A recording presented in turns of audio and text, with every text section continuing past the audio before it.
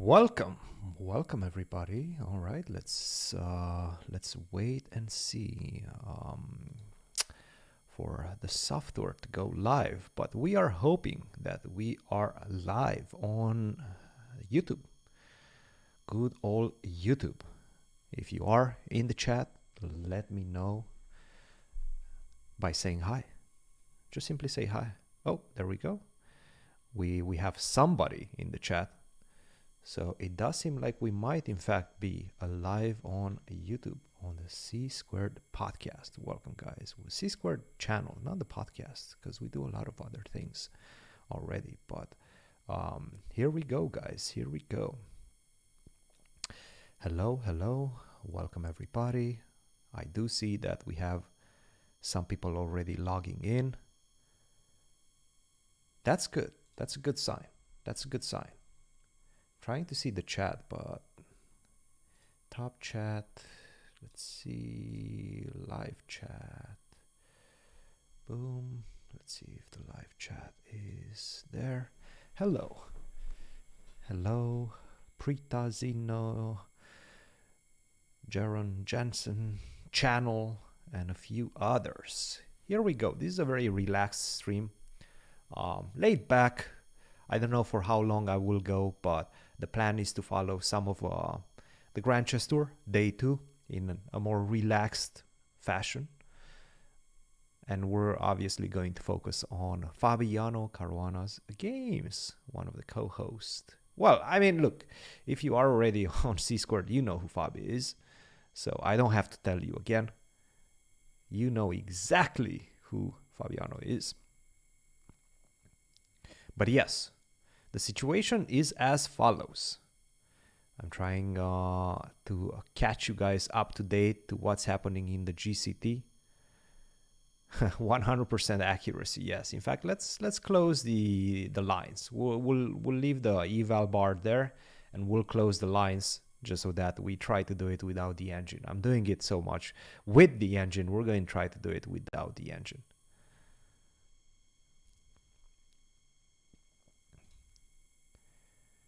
So the event is the Grand Chess Tour.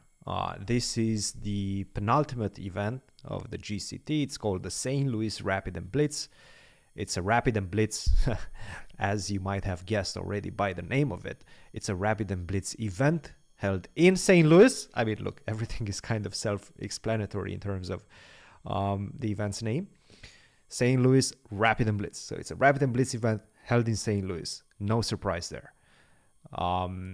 Penultimate event of the GCT. A lot of things at stake because Fabi right now is leading the Grand Chess Tour. I am not doing the official commentary. No, not this time. Not this time. Not for the last two. I will not be doing this one nor the Sinfield Cup. So how is Fabi doing? Well, let's take a look at the standings. As you can see, Le Quang is leading right now, 2.5 points. We have Ray Robson, 2 points. Ray is on 2. Okay, that's interesting.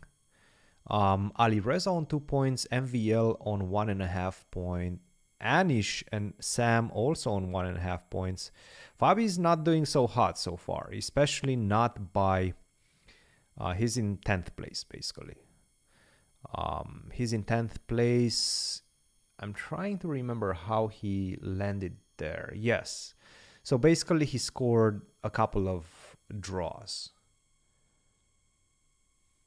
He scored a couple of draws. So he's on -1 basically. He lost one game in the first round yesterday against Ali Reza. And then he scored a couple of draws against Nepo and against MVL. And I have to say, he was winning in both his games against Wesley and sorry, not against Wesley, against MVL and against Nepo. But unfortunately, he did not manage to win those games, to convert those games. But he was, if you're looking for any encouraging signs, there's one. There's one right there. He was doing really well against MVL and against Nepo. But also if you're looking at his conversion was a little bit off. I talked to him a little bit. He said that today he's going to do much better.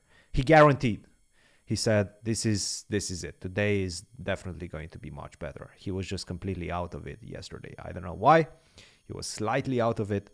But today I have a feeling we're going to see a different Fabiano. And he knows what's at stake. A lot of GCT points. If he does well in the last couple of GCT events, he's winning the Grand Chess Tour. Right now he's leading it, right? Because he won an event in Bucharest, a classical event, which weighs more than the Rapid and Blitz. And because Magnus, that's another reason. But Magnus also won a couple of events, and he's not part of the tour. He's not part of the tour. But Magnus swept both Croatia and Poland, those rapid events. So he took a lot of GCT points away from his competitors. Everybody plays too much and too tired? Yes. Whoa. Okay, so what do we have here? Take a look at this. Ruy Lopez Morphy defense. Take a look at this. So after castle, he goes d6, not b5, which is the main line, not bishop to c5. I mean, you can go b5 and then bishop to c5, which is the Arkhangelsk. He decides to go for this d6. This is obviously some sort of rapid opening, because it's not supposed to be very good. Bishop takes c6. I'm not sure how I feel about this bishop takes c6, but okay, let's say it's decent enough. d4, white immediately tries to take the center, and then c5. And take a look at this. He's playing so fast, and the engine is saying, oh, c5 is not that good. Look at the bar, right?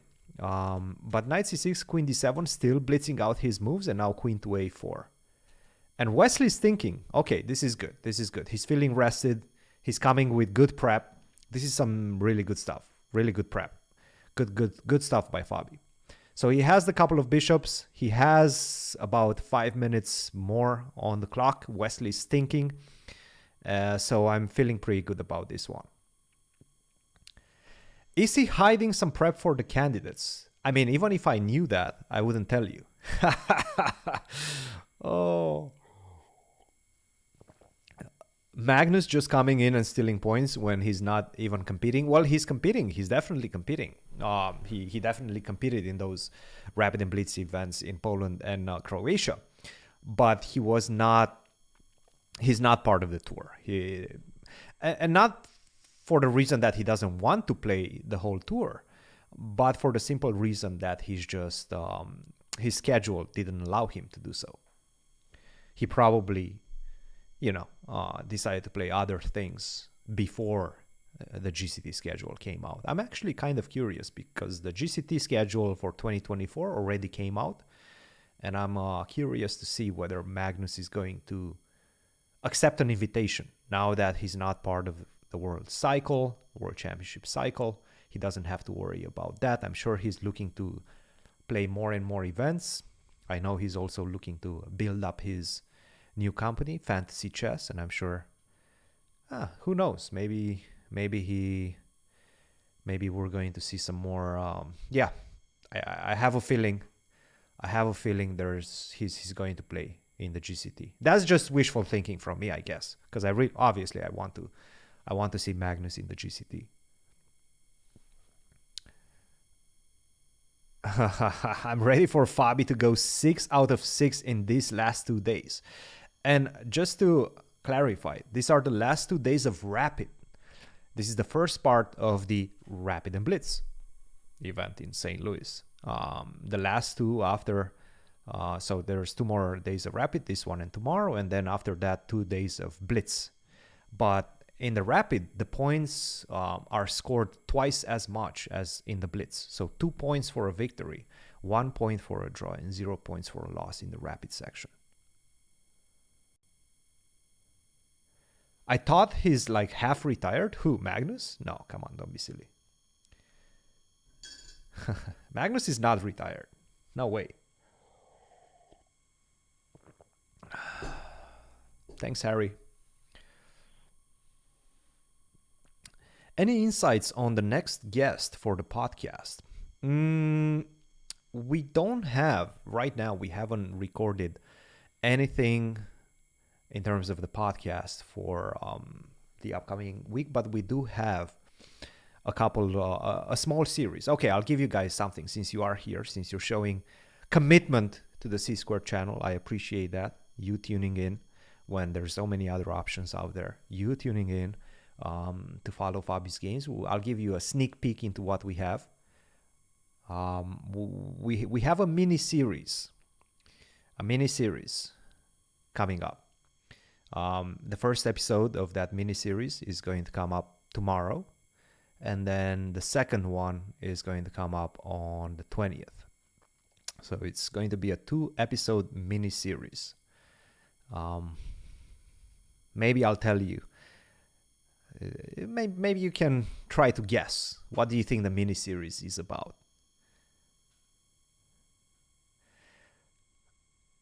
I'm still cutting weight. Ding into the podcast, it's a bit tricky having Ding on the podcast. I don't think he feels very comfortable speaking English in general. Obviously, there's also dynamic between Ding and Fabi as the world champion and potential challenger. There's some clash there. So I this is how I'm thinking, right? I'm speaking for myself. I'm not speaking necessarily about the podcast. And Fabi very often has said that, oh yeah, no problem, we'll get people around, but it doesn't matter. Thank you very much, Lukey Lou, for joining the C Squad. Appreciate that. Just to get back to that, I don't think Fabi would have anything against it. I'm just, I want to keep a little bit of distance, especially when we're talking about a world champion and Fabi with his aspirations to become a world champion as well. Obviously, I want to keep some intrigue there.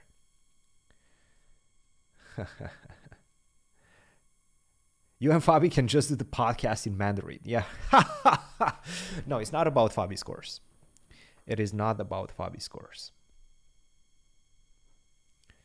Or about cheating. No, we're not talking about cheating or Fabi's course. No, not 170. 176. I'm trying to get down to 176. Anish was already on the podcast. So if we do get Anish, it would be the second time we have him on the podcast. The first time was virtually, yes. Hello, Edwardian. Interview Magnus Carlsen. Well, now that he's not going to defend the world championship title, I think Magnus, and Fabi also at the same time, they could probably be interested in chatting. Yes.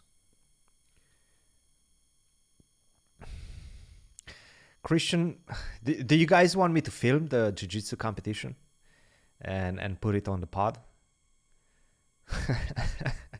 Or we do have a clips channel. We haven't used the clips channel that much, but we do have a clips channel,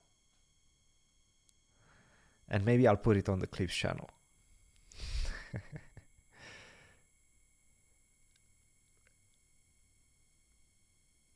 I'm usually a top guy, even though I play guard occasionally as well. But I respect the top position. Let's just put it that way. I respect the top position.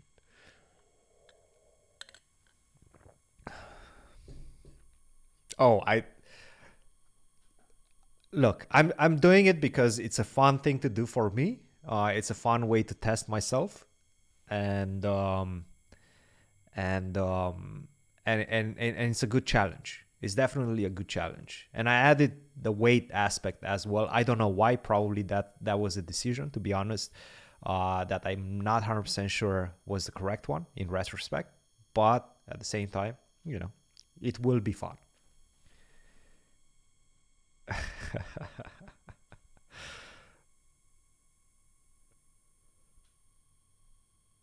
I'm about, so I hit 176 in the morning. After I went to the bathroom, if that makes sense. I'm not going to give you too much details. But I hit 176. Now the question is, will I be able to maintain it? And that was early in the morning.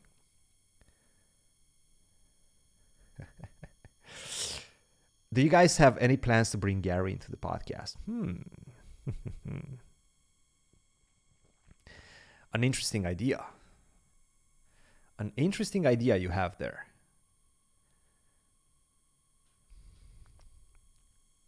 Blue belt, yes, I will be competing at blue belt. All right, guys, let's discuss and let's put some bit of some music as well. Let me see if I can find some nice music. Just some low key stuff. Not nothing extraordinary. Just some low key music. Background music. Let's see. Boom. Background music. All right, which one should we go for? Let's go for. Can you hear something?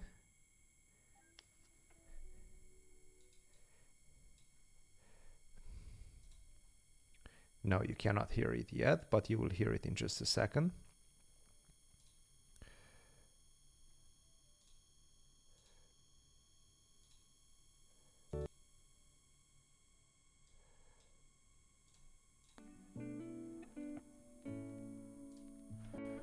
How about now?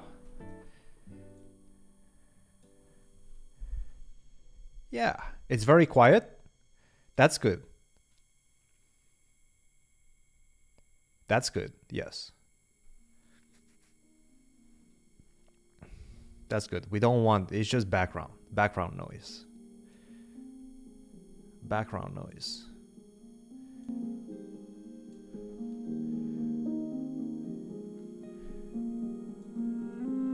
Let me know when the audio is more or less good.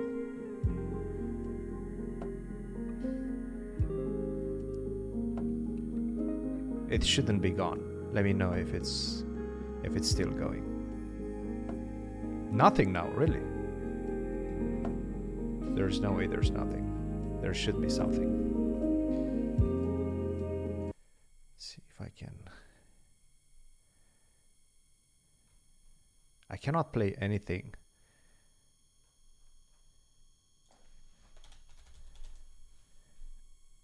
Boom, boom, boom.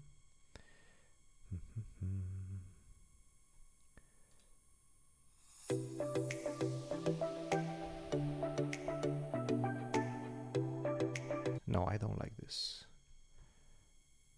I don't like this.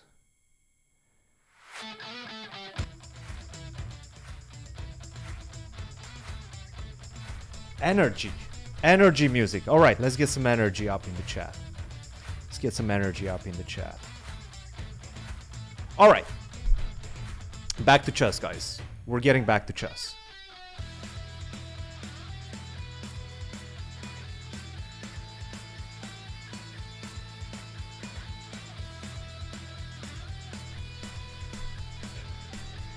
Fabi, by the way, is still playing extremely fast. 22 minutes for Fabi, 15 minutes for Wesley.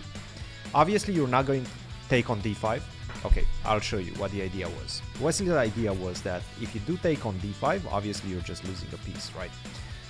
Take on e7, take back with the knight, and then rook takes e7, and unfortunately you're losing a piece, so you cannot take like that. You have to defend the bishop with queen d7.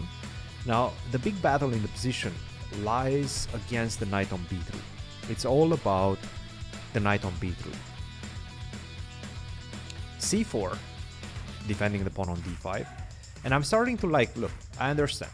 The bishop on e7 looks a little bit off, looks a bit passive. At the same time, you don't have any weaknesses. And I have a feeling it's going to be much easier to exchange the bishops than it's going to be to exchange the knights, right? The bishops are already ready to be exchanged, basically. Excuse me, can I take? What is this? Can he? Ah, okay. Haha, that's funny. So Take, and now knight takes c5 is a problem. You cannot take on c5 because of queen d7.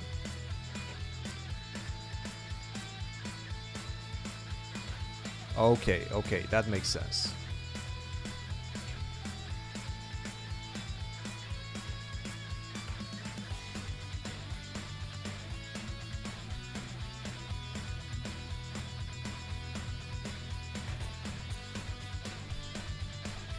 So you cannot do that. That's what he's calculating. That's what he's calculating right now. Nice fine by Wesley. The problem with Wesley's position right now, and the good thing about Fabi's position, is that I don't have take on d5. What I can do is try to focus on the b2 weakness.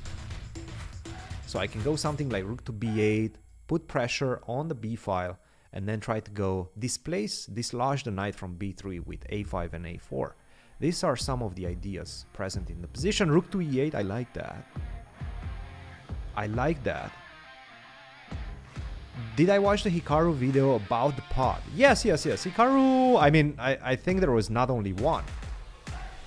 There were a couple of videos that Hikaru made about reacting to the pod and what we said on the pod. One of them with the World Rapid Blitz, another one, a very funny thumbnail, how I got into Fabi's head. I have to command the thumbnail for that one. It was hilarious. And I think there was another one. I think there's like 3 reaction videos to what we said on the pod. Tanmai.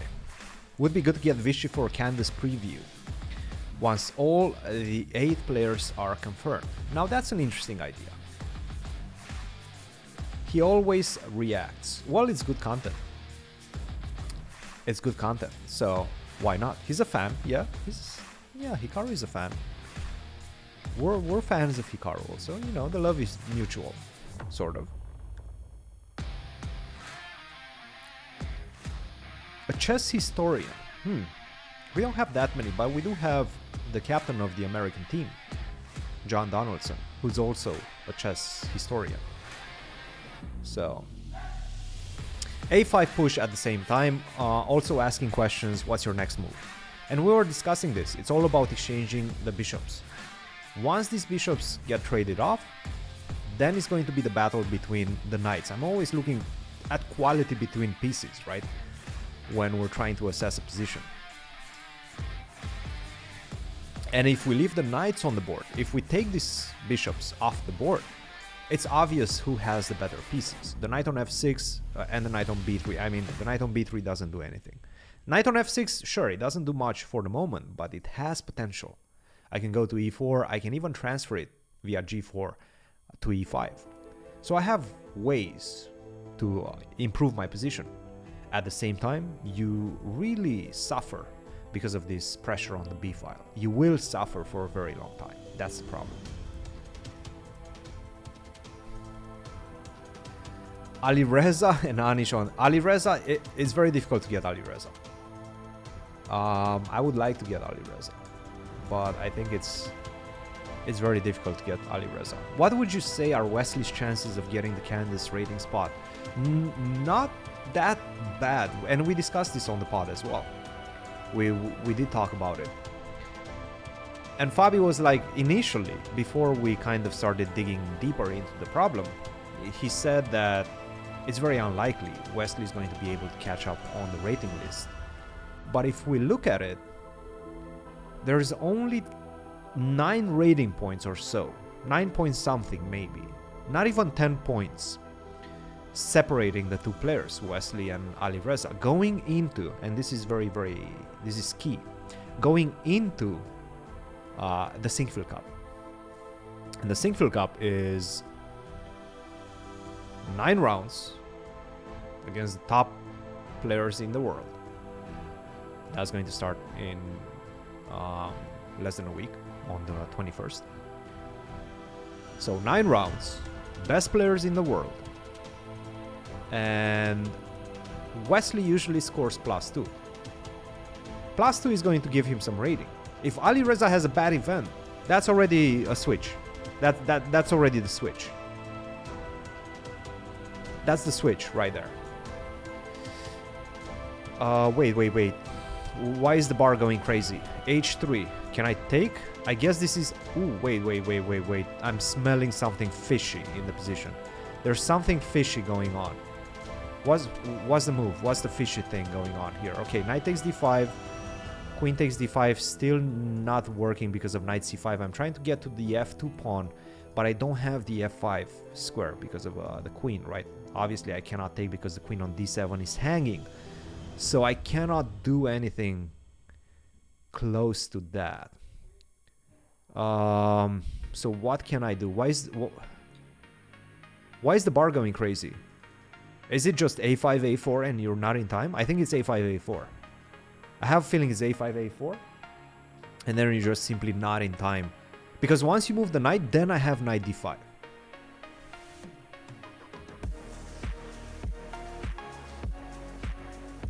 We always have top chess players on the podcast.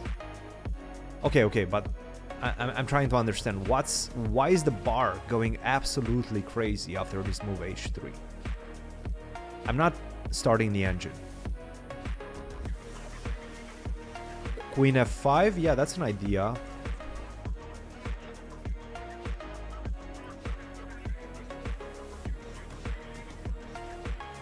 Oh, really? Wrestling boys are crazy about chess? Send them to me. Send them my way. Go to their YouTube channels. All of them have YouTube channels and social media. And tell them to come to Christian. I respect wrestling. And I'm good at chess. So send them my way. a5, a4. I think it must be a5, a4. It must be a5, a4, right?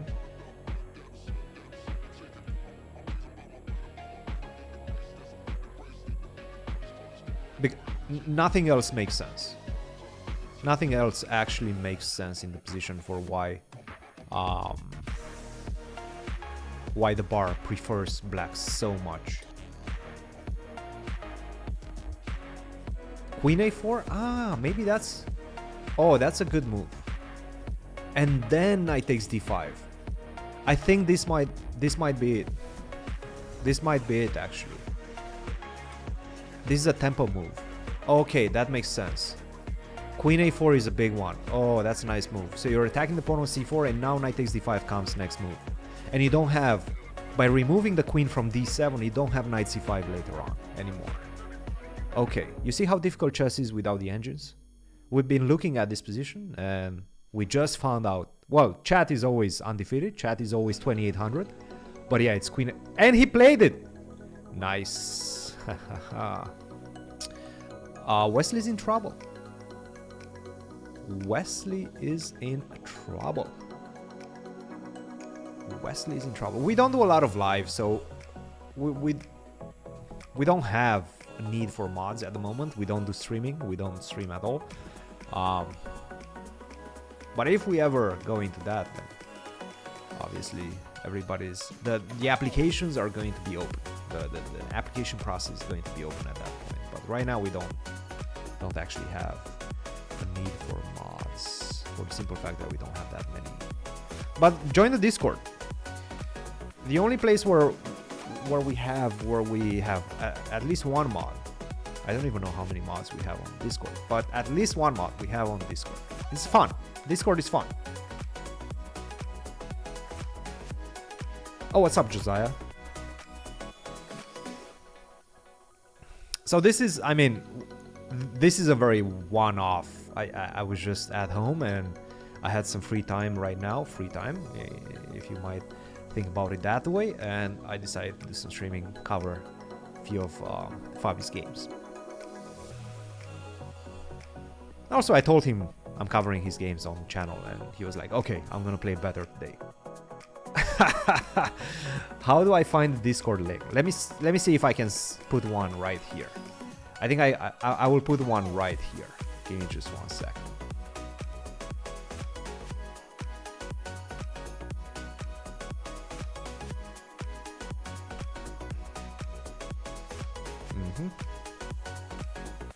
I'll put some links in.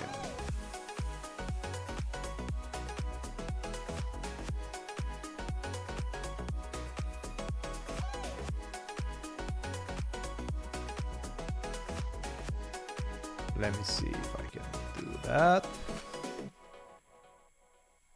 No, not there. Boom.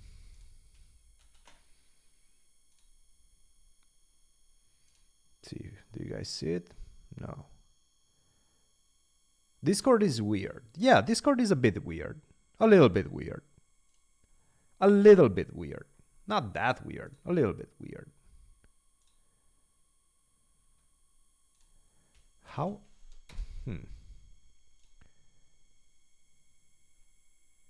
Yeah, for whatever reason, I cannot post in... I'm not sure why.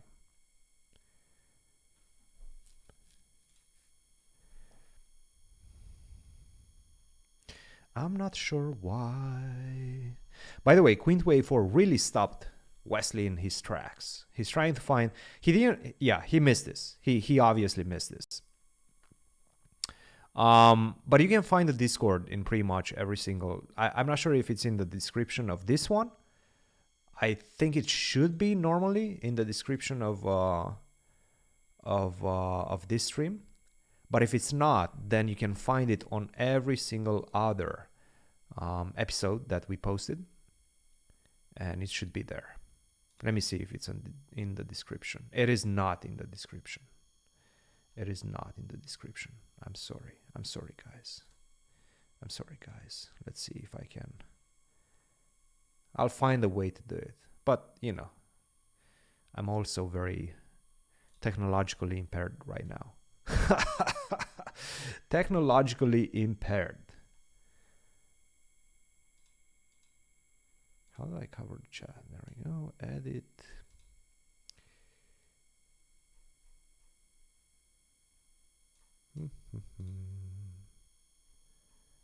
Yeah, I'm not sure. Not sure how to do it.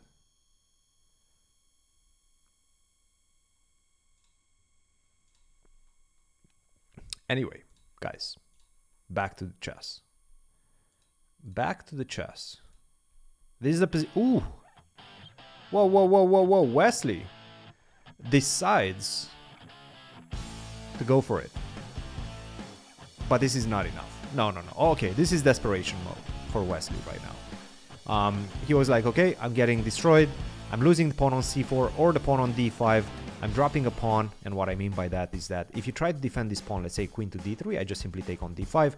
That's very typical discovery. And after queen takes d5, bishop takes h4, with the queen on a4, not on d7. This pawn on d6 is not pinned. So knight takes c5 doesn't work. There's no queen on d7. I just simply take, and that's it. Peace out. So you're a pawn down, but not only that. Is the battle between my good bishop, which is coming to f6 and putting a lot of pressure on b2, against your absolutely pathetic knight on b3. Pathetic knight on b3.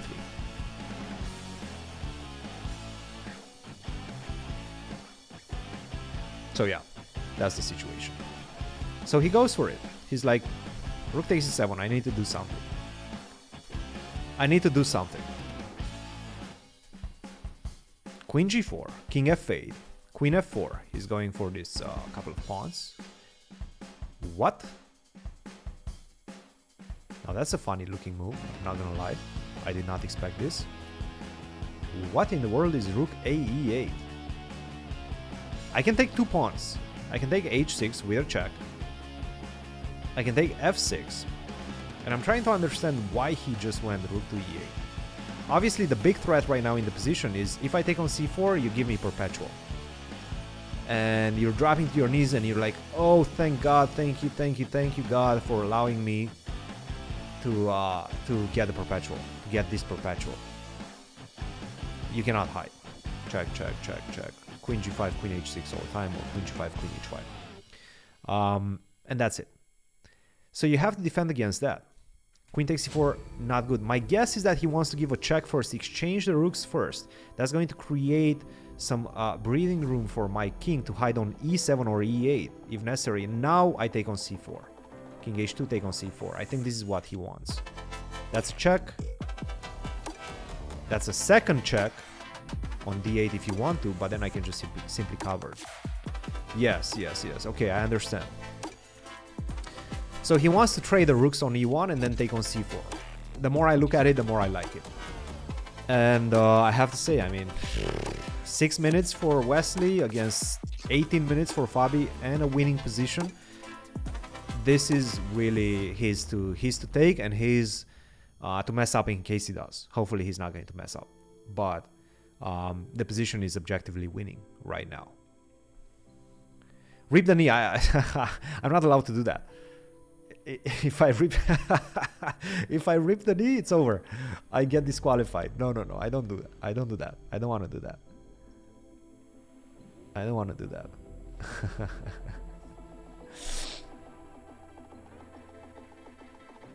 Okay, how do you defend? So rook to e1, I'm going... Maybe rook to e1. Maybe this is the move now. Just follow up, basically. I think rook to e1. This is obviously his idea. He wants to trade the rooks. So you can do that since king to h2 came as more or less a prophylactic move. Why not continue with your plan of just playing the move rook to e1, exchange the rooks. You can take on h6, but again, there's no second check. You can take on f6, but then this transposes into the previous line. And now I can just take on a1. You take back, and now I take on c4. You give me a check, and now I hide, and now I run. And now I continue running. Then you can take another pawn, but I have a feeling that this knight is kind of busted. I can take. Queen drops to e5 with the check. Yeah, this one is not looking good. This one is not looking good. So the move we're expecting right now is rook to e1. The ACL gets checkmated, yes. I'm a blue belt. I'm a very slow improving blue belt. I've been doing it since 2019, something like that, 2019, 2020. But I'm traveling a lot, and the problem is whenever I'm traveling, I'm trying to the best of my abilities, and I've done that successfully in a few countries. During the GCD travels. In Poland, I've done some BJJ. I've done some BJJ in Romania. I did not do it in Croatia, but I'm trying to do it as much as possible whenever I go traveling. Smurfing blue belt, maybe. I don't know. What's my real job? What do you mean by that? I have a few real jobs. My main job is head coach at the University of Missouri, at Mizzou. We have a chess program, very successful. I would say very successful. Started in 2019. I've been head coaching and managing the program since then. My second job is commentator. Is that of a commentator. And I do that for the GCT for the most part. I've done it for a lot of broadcasts with St. Louis. My third job is occasionally helping Fabi. And my hobby is the channel. For the moment.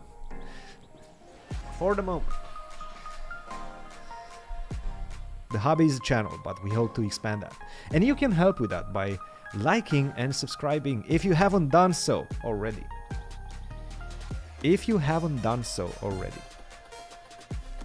Am I only doing chess? Yes, absolutely. Only chess. Oh, I've done some... Yeah. I've done some Hikaru recently also. I'm enjoying that. Doing commentary from home is very pleasant. I have to say is very, very pleasant. Because most of the commentary that I do is traveling, and it's in a suit. I like to do it in a hoodie. I like commentary in a hoodie. Hoodie commentary is the best. Hoodie commentary is the best.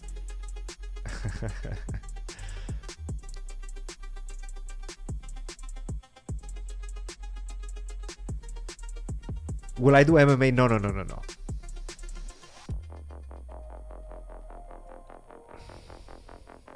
I will not do MMA. I've done MMA for 3 years, and the more punches to the head you take, the more dumb you become.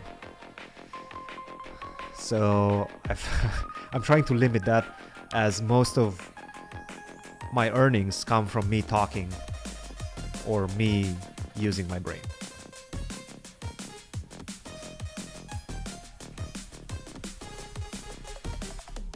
So yes, that's why I continued with jiu-jitsu only after, because I need to do something active. I need to do something that involves contact. I like contact sports. I really enjoy contact sports. It's a way for me to exercise my demons, but getting punched in the head is not fun. I mean, it is fun. It's just not good for you. It's really not good for you.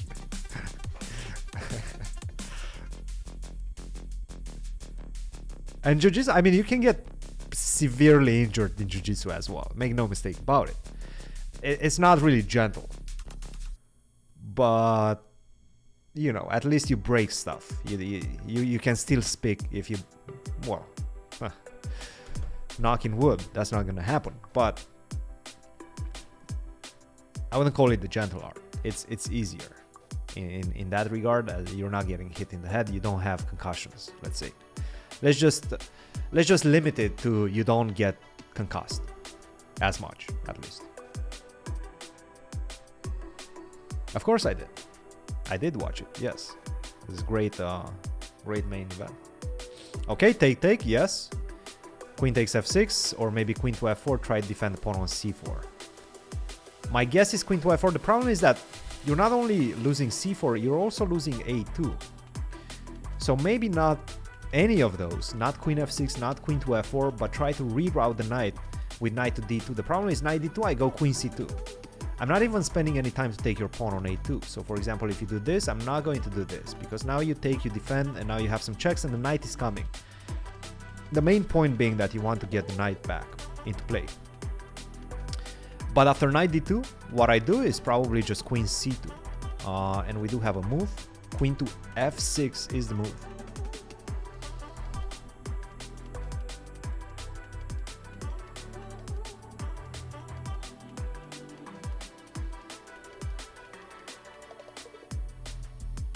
Yeah, now you can just take on c4. The knight doesn't have time to come back. So if you go knight d2, I take on d5. Yeah, game over. I attack the knight and I exchange the queens next with queen e5. So yeah, that's not something that you want. And if you give a check, again, I'm going to have to run at some point, whether after king h7 or king f8, but I'm going to run. And I'm not really sure how you can continue. I mean, you can give me a check, but then I just go here. And then I just go here, I guess. There's no more checks. I can also go to d7. I think this is clean as well. Yeah, queen takes c4. I think it's GG. Just go queen takes c4 and it should be nice.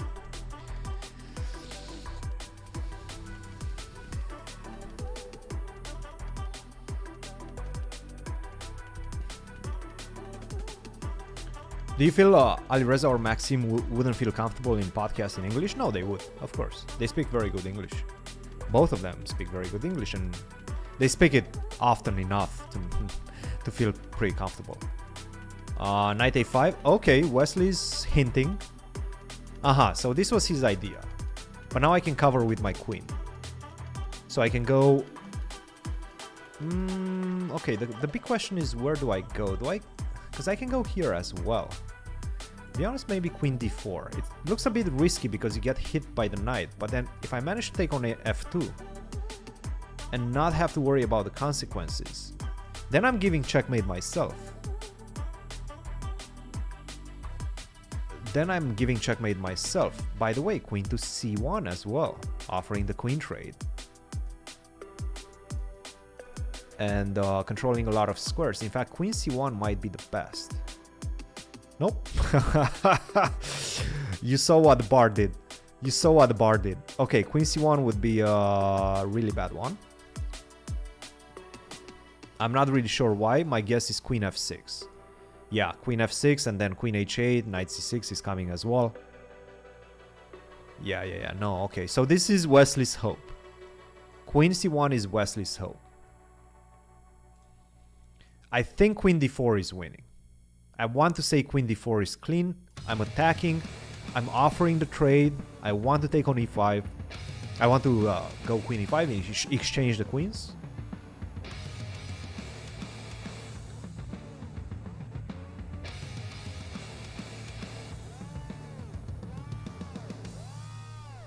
Is there a low hissing sound?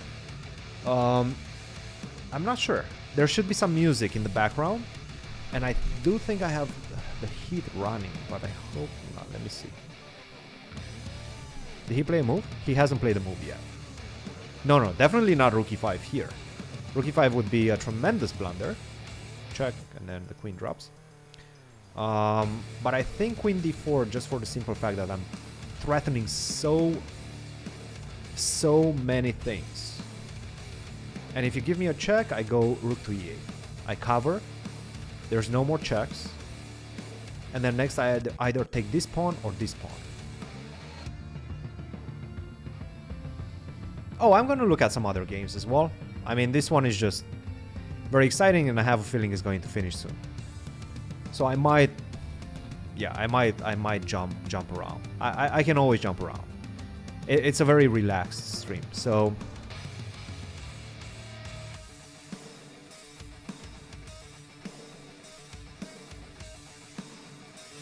yeah, let me know if you want the music louder. Let me know if you want the music louder.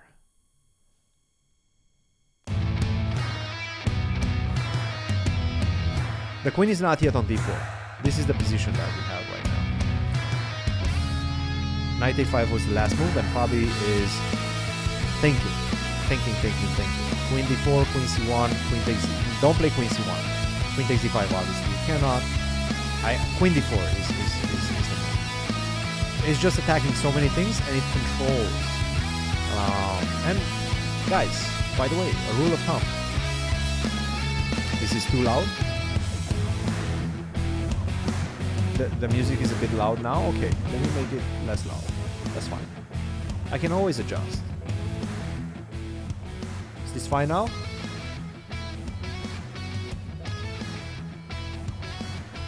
Too loud. Still too loud. Okay, that's fine.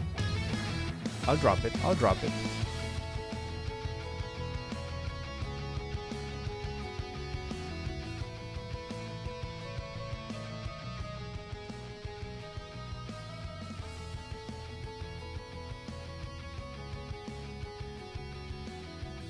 I'm just looking for some copyright-free music.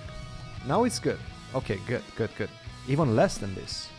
Okay, this is a bit of an aggressive song, I would say, but I can also put something a bit more mellow, more like late night DJ sounds, ASMR channel on C Squared. ASMR.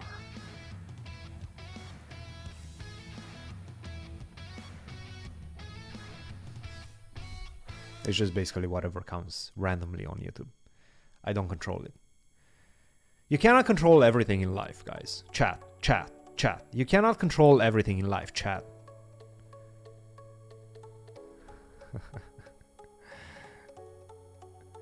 We gotta trust the algorithm. Queen d4, good move. Nice.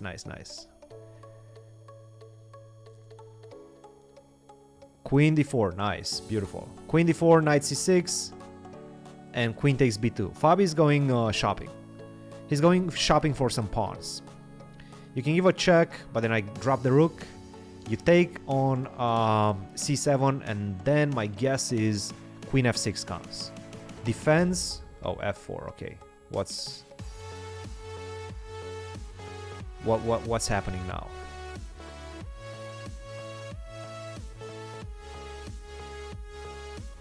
Maybe I can go rook e8. I think rook e8 isn't that just trapping the knight? Like, you can give me a check, but then I just cover with a queen. I think rook e8 is is good enough.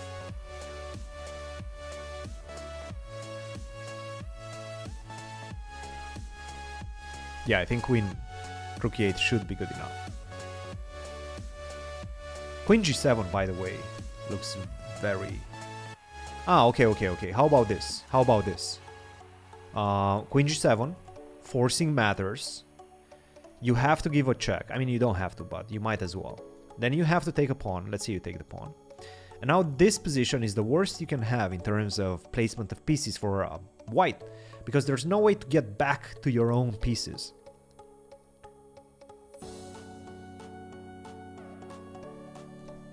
There's absolutely no way to get back. So now I can just give queen takes f4 is coming next. You cannot go g3. That gets you checkmated in a couple of moves. Check, check. Boom, boom. That's it. Very typical. And the only way to defend that is to go king g3, but this must be some sort of a checkmate. Yeah, this is a checkmate. There's definitely some sort of a checkmate coming up. Obviously, this is a checkmate. Check, check, check. And king g4. What do we do now? That's a check. That's one check. You go to h4. Where's the mate? Where's the mate? Come on, chat. Chat, help me with the mate. Find the mate, chat. Okay, the easiest is probably to just take. And now I'm just picking up pawns. You still don't have... You still don't have anything. But yeah, that's my guess. After f4, I think queen g7 is very powerful.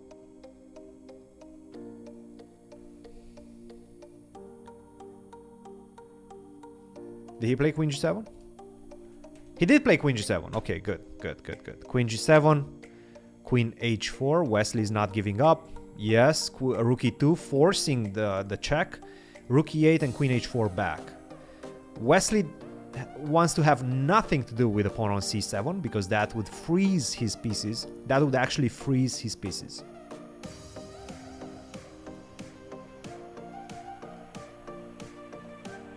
Maybe I can just push.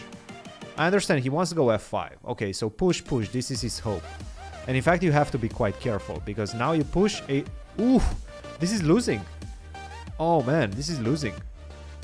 Oh, this is like the most disgusting way to lose a position. Check and check. Oh, this would be bad. No, Fabi's not gonna fall for that, obviously. He's not gonna go c4.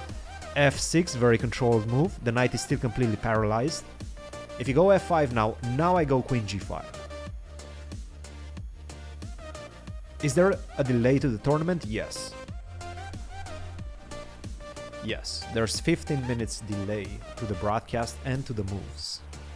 Not to this broadcast. I'm live. I'm live, guys. Oh, okay. And f6, by the way, also threatens rook to e2. If you go f5, I go rook to e2, the game is over. You don't have a way to defend the pawn on g2. Things are looking good. Things are looking good. I think Fabi has this in the bag. In the bag.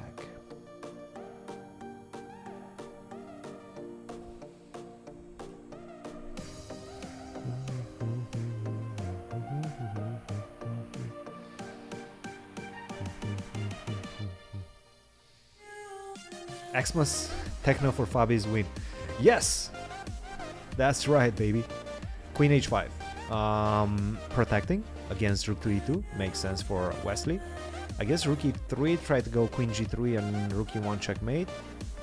And this would force white to go g4.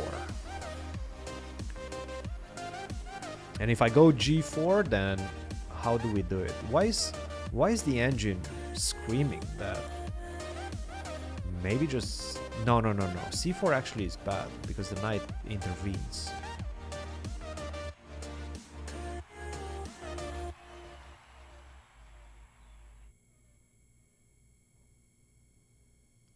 What does c squared mean? Well, who are the hosts of c squared? Come on, guys. Who are the hosts of c squared?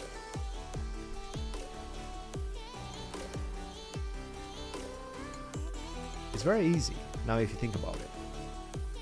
Now if you think about it, c squared, you know, hey, there you go, c squared. You can also say chess squared, I don't know.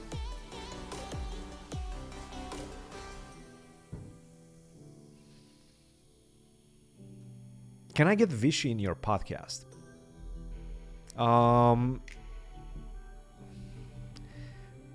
Okay, so he's going for it. Rook e3, g4. So what is he seeing? I'm still not seeing it. He's obviously seeing it because he played it and he played it fast. What's the win right now? What is the win? Okay, guys, let's force our intellect to work. Where is the win? Because Fabi obviously sees it. Ah, maybe the simple. Okay, this is just the simple king g8, queen h7. Is that it? Is that as disgusting as I think it is? Queen g8 followed by queen h7, and there's no way. No, it's not it. Ah, it's f5. Okay, Fabi finds it. Fabi finds it. Yes, very nice. No way to stop queen b2 check. Queen b2 and rook e1, and that's checkmate. That's a checkmate. Okay, that's nice. That's really nice. This was a very Fabi-like play. Very good calculation. Good calculation. Absolutely no chances for Wesley. No chances. No chances. No, c4 was actually a big mistake. If you go c4 is a big mistake. So if you go c4, I go knight e6, and now I get my knight to knight d4, and now I get my knight to e6 or f5. It does seem like it's still winning, but you have to be very precise right now, and I don't want that. Wesley defended very well, no. But I think this is over now. So you give up another pawn. The queen still has only one check, and the thing is, if you do give me this check, then I go queen f8, and I still maintain two threats in the position. Every single time we exchange the queens, the game is over. If we exchange the queens, the game is over. If you try to keep the queens on the board, you just simply get checkmated. Okay, this is nice. And there's no other way to defend. And by the way, no, that's not it. I was thinking that if he goes 95, you actually take like this and you play this, but the king is in fact catching this pawn before promotion. He goes for queen b1. Okay, queen b1, queen f7. Fabi's playing a la tempo. Oh, queen f7. Okay, so you're threatening this. f5. Do you take on d5? Do you take on d5? So if you take on d5, check, and then queen h6, and that's it. No, that's not it. Now g5. Oh my goodness, this would be bad. Okay, so Fabi still needs to be very precise. Still, this is crazy. This is crazy how difficult it is to win against one of these guys. You just have to go through so many situations. Okay, what is it? Why am I not in the St. Louis studio? Because I'm not for this one. Taking a break from the studio on this one. All right. So the eval bar is saying that Black is completely winning. Now the question is how? I mean, kudos to Wesley. He's really putting the best defensive foot forward. I think it's queen f6, but I'm not sure.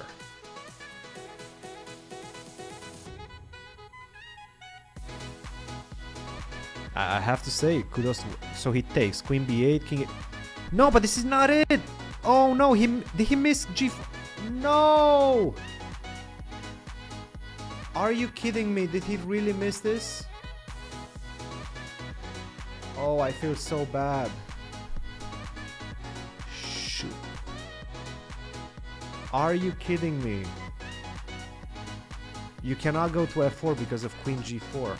Oh man, this is ridiculous. Oh no, he missed g5. And if you take, probably queen h7. No, queen g4, never mind. What is it? Ah, if you queen g4. This sucks. Yeah, and actually they're following this line. And now you just give a perpetual. Oh, this is so painful. This is so painful, guys. Are you kidding me? This is so painful.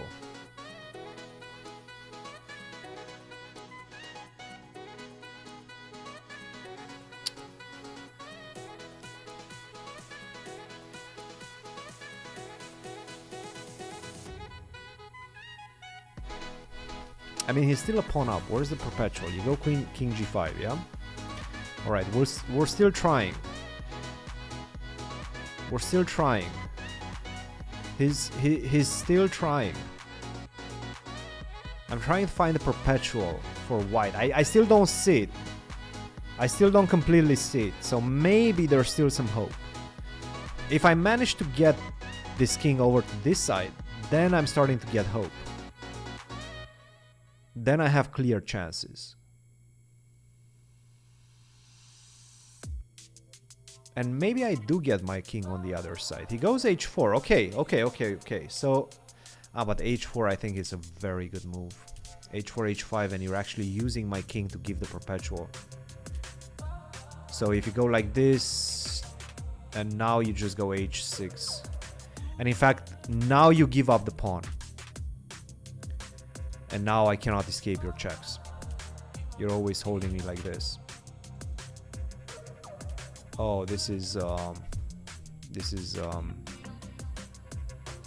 actually sucks. This actually sucks. It does suck.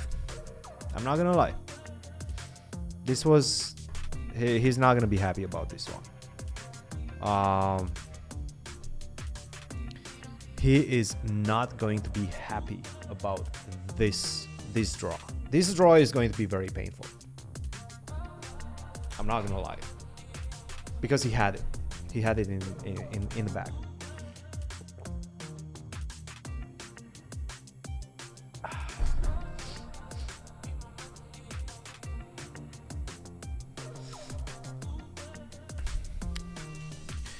Okay. So where was the win? I mean, we were looking at this and we just couldn't find it.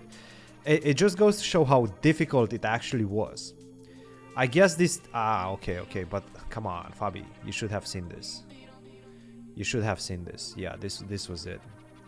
The thing is, you cannot take because I take on... Oh man, this sucks. This actually sucks. He was worried about f6. I know why he was worried about. He was worried about f6.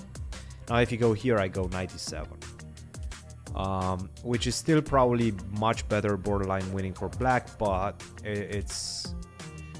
You have to work for it. And I guess the escape was to go king h... No, not king h... Man, this position is so difficult. To take on f6, this was the perfect way of playing it.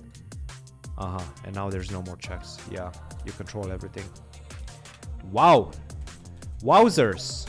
Okay, this was not easy. So this is what we have right now, h4. And it does seem like it's going to be h5 and then h6. Force the king to take that pawn on h6, and that would be a draw. So this is what we're expecting. Push, push, push. And then check.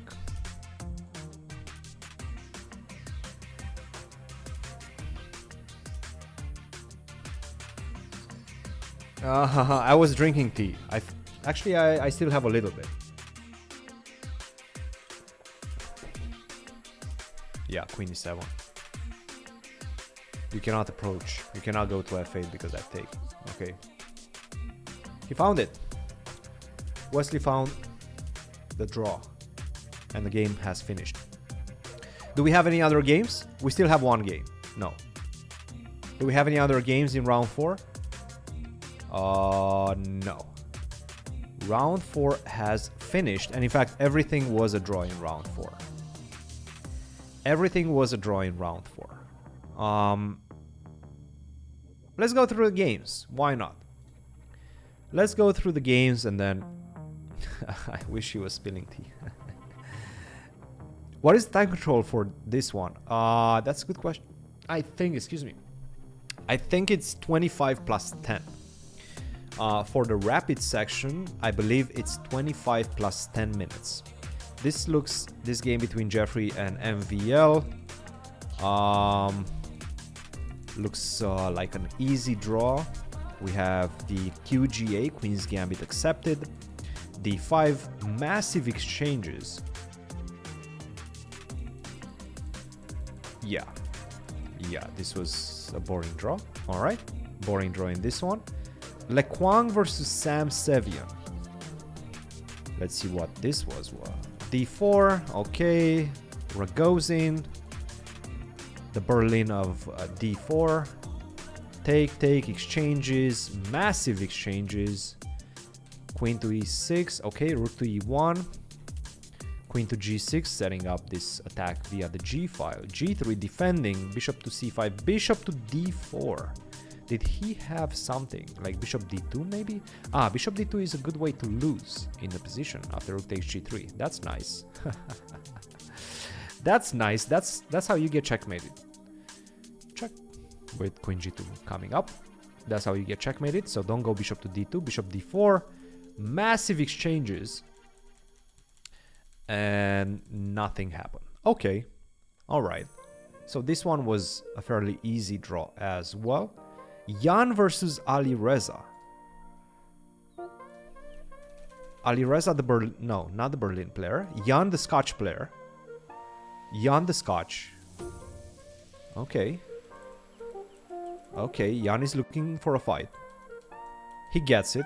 But then Ali Reza finds the end game. And manages to simplify with precise play. Good game. Good game by Ali Reza. Very precise. Maybe even a slight advantage for black right now. But after the trade of the rooks, it does feel like finally white is finding the blockade, which he did. Okay, this one was easy too.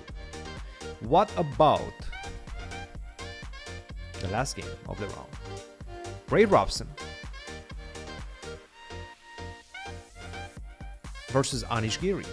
Ray Robson versus Anish Giri. Let's see what this was. Okay, Slav. Anish is a Slav player. Didn't know Anish plays Slav that much, but I guess he's oh wait, never mind. Now I know why he plays the Slav. Erwin Lamy. He's a good Lamy. No, that was a bad pun. He's good Ami. Lamy? Ami? Ami is friend in French, right? Mon ami. Yes. Ami is friend is French for friend. There we go. There we go. So Anish's Ami just pulled a chessboard course in the Slav. So that's why he played this. F3, okay. We trade. Trade. Nothing much is happening. Yeah, okay. Easy draw. So all draws in round 4. Round 4 has finished. All draws. A big missed opportunity for Fabi. I'm not gonna lie. That was painful. Big missed opportunity. Look. I mean, come on. Fabi. He played a really good game. I'm not gonna lie. Really good game. And then just in the last moment missed it. And kudos to Wesley for finding the best defensive resources throughout the game. The most practical defensive resources after allowing a very bad position to happen. So rook to e8, queen to a4, nice find. Basically a double attack. I'm attacking the pawn on c4 and the pawn on d5. And now Wesley decides to go for it. Queen to f4. Rook to e8, nice find. Try to exchange the rooks on e1. This was a puzzling at first glance, but very good move once we started understanding the deep ideas of it. So just to exchange, actually not that deep, you just want to exchange the rooks. Take the pawn, knight a5, okay, queen d4, centralize. Also, this is something that we need to keep in mind. If you exchange the queens as black, you will finish the game. You win the game on the spot. Knight c6, not sure why I drew so many arrows at that point.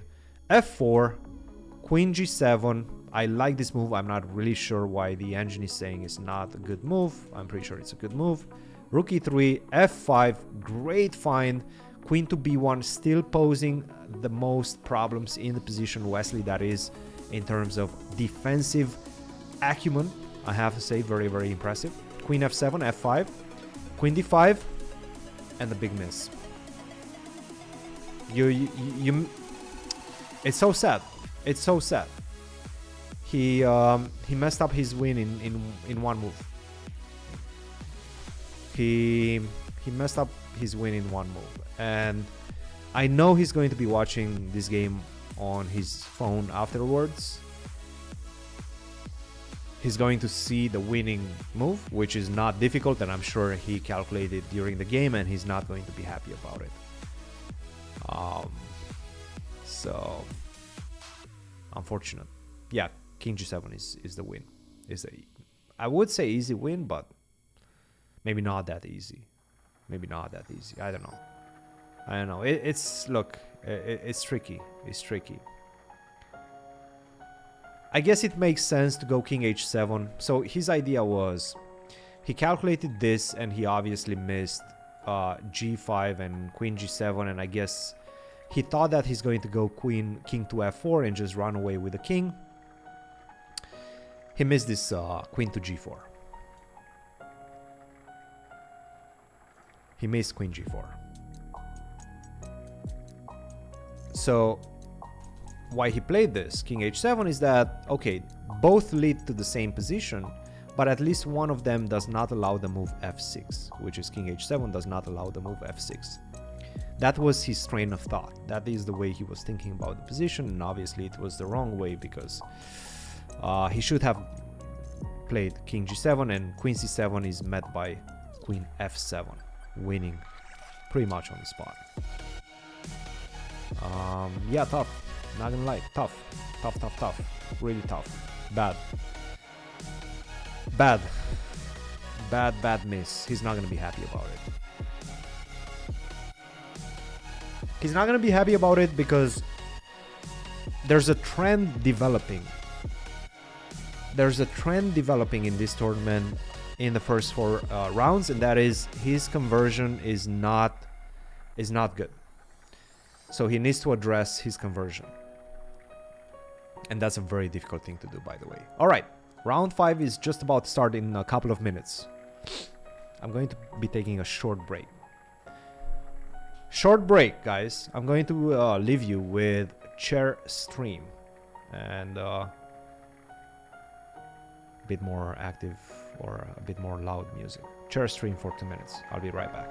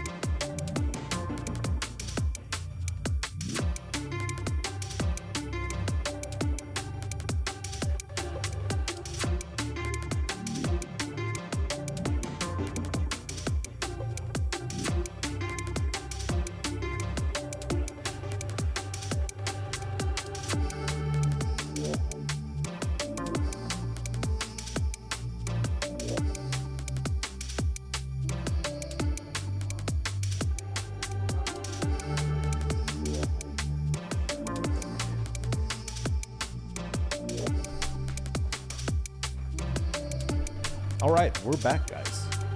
We are back.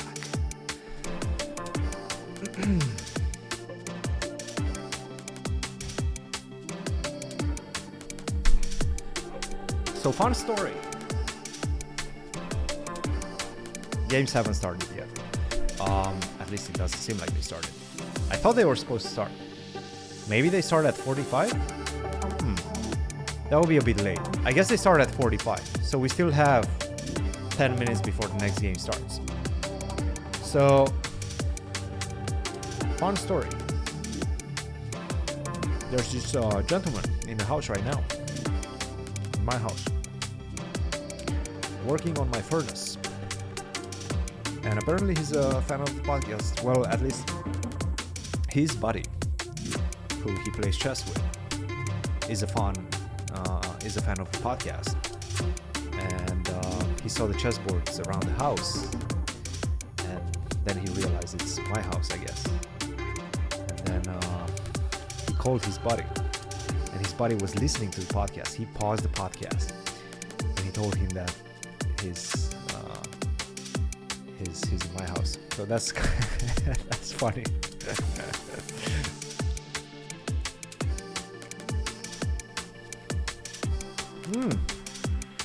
Yeah, there we go. There we go. Podcast. The music is low right now.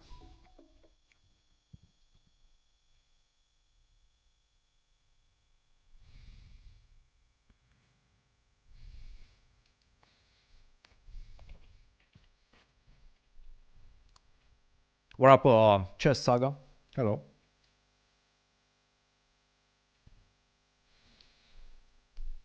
Okay, let's play. We're not playing. We're not playing right now because I guess I can play. No, I'm not playing. I'm not playing for the simple fact that I would have to get out of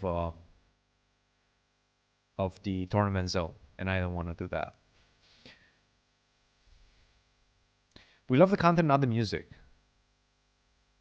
Okay. I mean, I'm just basically, and I told you guys already, we're looking for some background music. All right. I'm going to put some background music, a bit more tame. It seems like you guys are not in the mood for that. Let's see if I can get some lo-fi.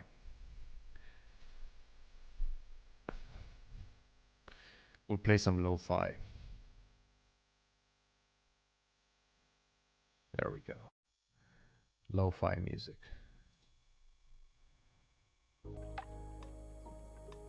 How about this? Is it my playlist? No. It's literally what I searched on YouTube as background music with no copyright.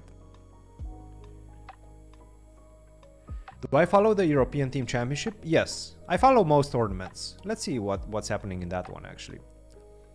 Sort of curious.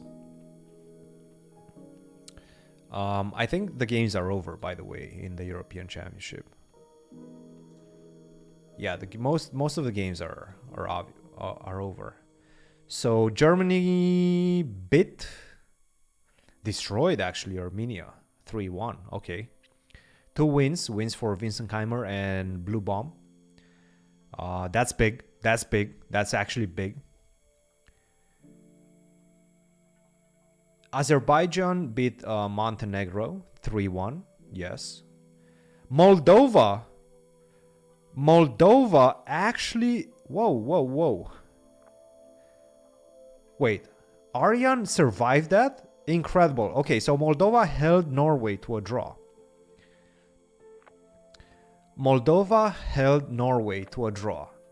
Ivan Skichko drew Magnus. Aryan Tari from a losing position. Aryan was completely busted. So right here. Rook f8, Queen h6, Queen c1, Rook d1, Queen b2, Bishop c2, Rook f2. I mean, this is completely busted. And here, if you go... Alright, what is the move? Let's see. Let's see the move. Okay, Rook f2 is winning on the spot, apparently. And just take like this. Actually, this makes the most sense. Yeah, this is over. What was he worried about? Maybe he was worried about this, but then you just take rook e7, queen c... No, wait, what is it? Ah, queen c1. Ha ha ha. Yeah. Queen c1. This is what he missed. This is what he missed. So he played rook e7, and now you get some sort of chances, I guess, even though it still looks completely winning for black. Rook b2. Big mistake. Queen takes a5. And forgot that if you do take this, queen a8, and in fact you're worse right now.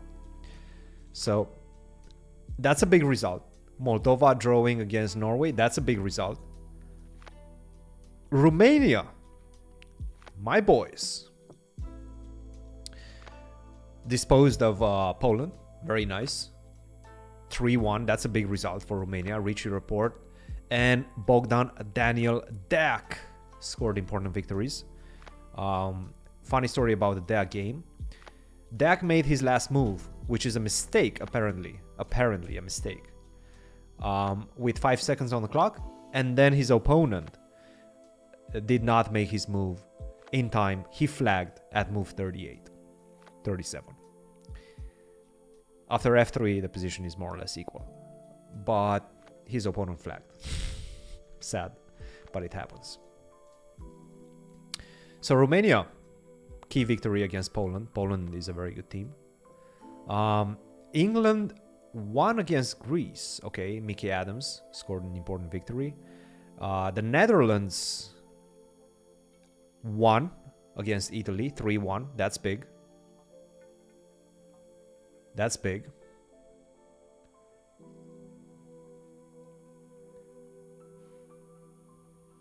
No, I think he did play king e5. I actually did. I do think that he played king e5. Because he made his last move with 5 seconds, and then white didn't make his last move. So in fact, he did play king e5. Which is, by the way, it's a natural move in the position. It's actually not a bad move by any means, but...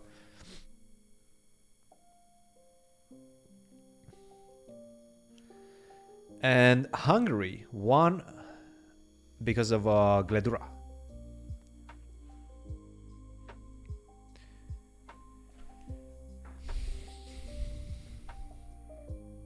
Okay, guys, we're 4 minutes away from the start. Okay, should we go through Magnus's game just really quick before the other games start from the GCT? Okay, what do we have? Bishop e3, okay. Skichko, very aggressive. Well, actually, Magnus playing the King's Indian. King's Indian, really? Wow. Okay, Magnus is really trying to win some games. For good reason. I mean, he's playing 2500s. He should beat them.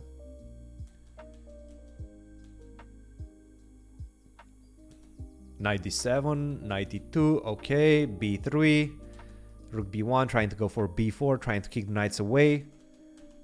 Offering the repetition, white, Skichko. Magnus says no, f5, we're gonna play f3. c5, okay. Skichko is balling on the queen side. He's really looking primed to break. I feel b5 should be the move here. Just go b5. Yeah, b5 is a decent move, but not the best by any means. Rook a1, take, knight h5. He's trying to go knight f4, sacrifice a pawn and open up the bishop. Take, queen f6, knight f4. Bishop has been opened. But I have to say, Skichko. Ooh, take a look at this. Checkmate with the pawn. Thank you very much. Actually, it's not checkmate with a pawn. Where's the checkmate? Bishop h6, is that it? Where's the checkmate, guys? Checkmate, right? That's it. Yeah, this is it. Very nice. Okay. But obviously, Skichko saw that. Look at this block of pawns. But you're getting mated. This is a very interesting position, I'm not gonna lie. This is a crazy looking position. This was a crazy game. This was a crazy game. But kudos to Skichko for holding on against Magnus. Holding on against Magnus. Okay, let's get back let's get back to our tournament, the St. Louis Rapid and Blitz. We're following Fabi's games for the most part. Maybe we're going to look at other ones as well. Fabi playing against Ray Robson. In this round, we're going to close the lines. We don't want to use Stockfish. I will give you the eval bar, just, you know, so that you see who's winning at all times or who's better at all times.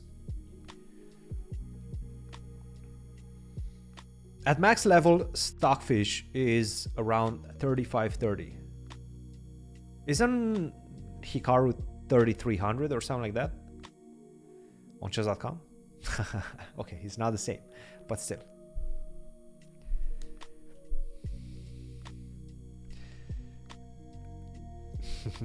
Magnus, either washed or the goat. Yeah, that's the way Reddit usually operates.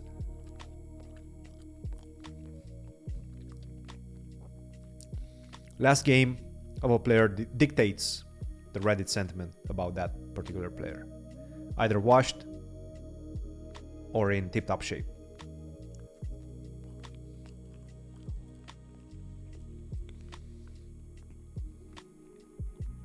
Hasn't happened yet. It's coming up this Saturday.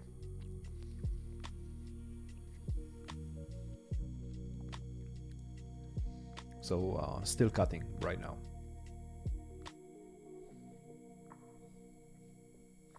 Appreciate it, Marvin. Thanks, man. Thanks. Greetings from Germany. Greetings. C4, okay. So Fabi's going for the English. We're getting in the English. Games have started, guys. It's 45. Games have started. And now Ray is really thinking. Normally you don't see any sort of thinking situation in the first few moves. And he does go for e5. In fact, there was no thinking. There was just a lag with the transmission. c45, knight to c3. Okay. Oh yeah, like the stream, guys. Like the stream. Put it on the feed. Help it reach a wider audience. And if you're not subscribed, I mean, why are you not subscribed?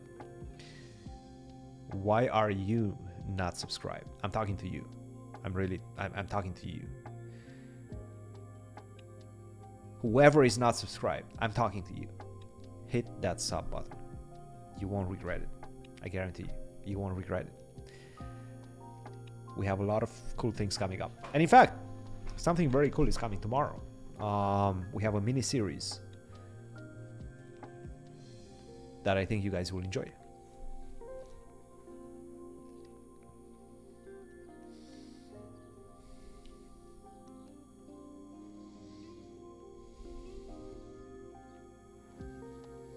Can I impersonate Fabi? I mean, what's no? I'm not doing. I'm not great at impersonations. I would not say that I'm good at it.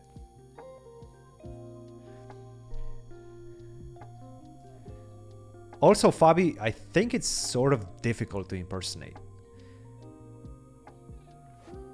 I don't know why. I mean, he doesn't... I wouldn't say he has a specific style. He has a very specific voice. He has a very deep voice.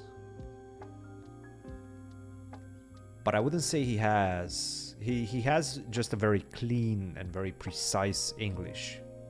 Which obviously I don't.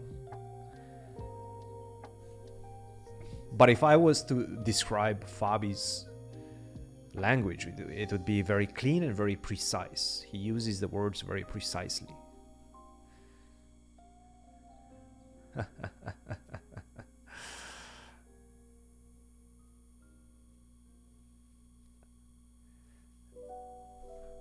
Just grow a fro.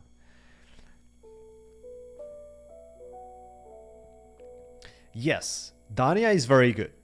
Dania is very good. Yes. I would say Dania is by far the best impersonator in the chess world. Yes. No doubt about it. He does a very good job with a lot of distinct players. He does a tremendous Gary. I think that's his most famous one, Gary. He does very good Eastern Bloc GMs. But okay, you can play that, but okay.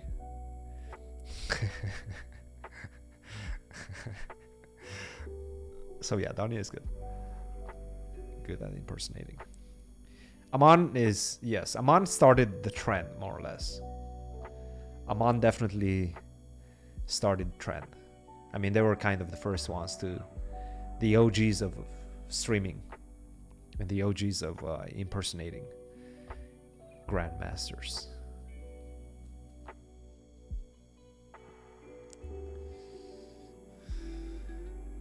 All right, we have the English.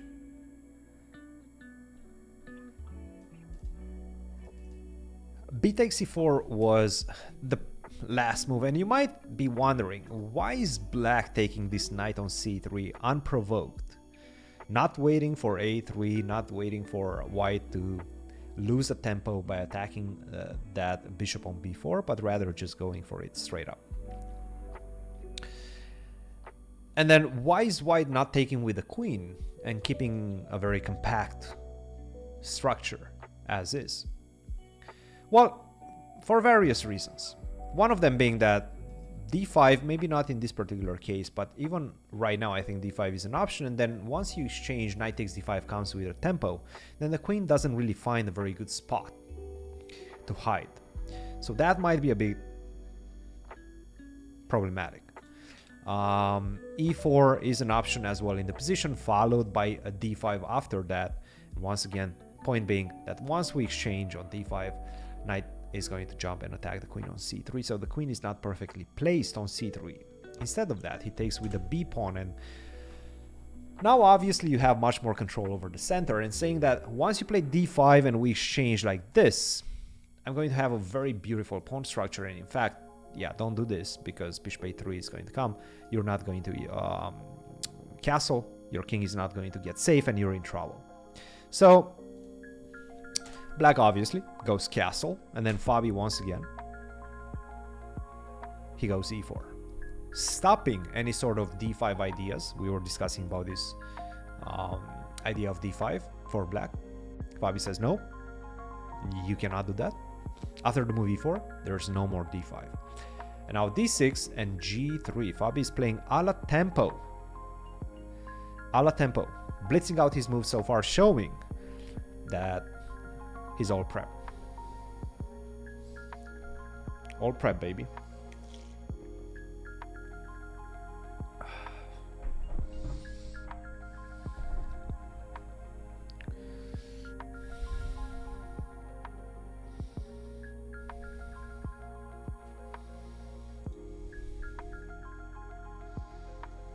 Bishop e6, d3, things of that nature. Bishop goes to g2, and at the right moment, maybe I'll go d4. Though, my guess is that black is going to develop with the bishop on e6, put some pressure on c4, and not allow this d4 that easily.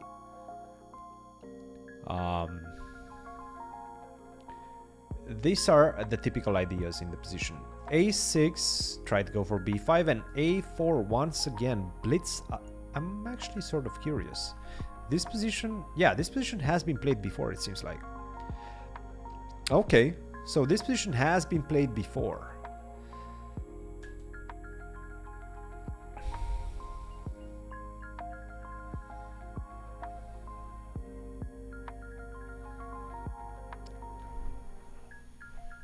Not this one. Not this one. You don't know who Ray Robson is? Really? I mean, come on. You don't know who Ray Robson is? Come on. Come on. Ray Robson is one of the top American grandmasters. Currently very close to 2700. Definitely used to be a prodigy, obviously. He's also, I'm not I hope I'm not lying, but he is the world champion in Puzzle Rush, right? Puzzle Rush champion. Isn't he the Puzzle Rush champion? World champion? Puzzle Rush world champion?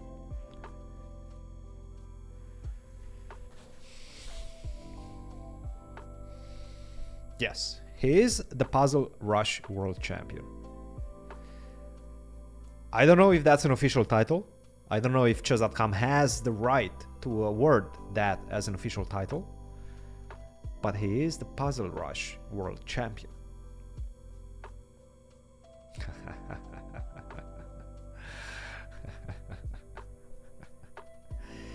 Puzzle Rush world champion. He's good. He's very good at tactics. Tactical wizard, I would say. Has some problems with his time management. Has some very significant problems with his time management. And I feel we will probably see that in this game. We've seen it throughout the event, but right now he's doing great. I mean, look at him. Ray's in second position. Ray Robson, 2.5 out of 5? No, 4 out of 4.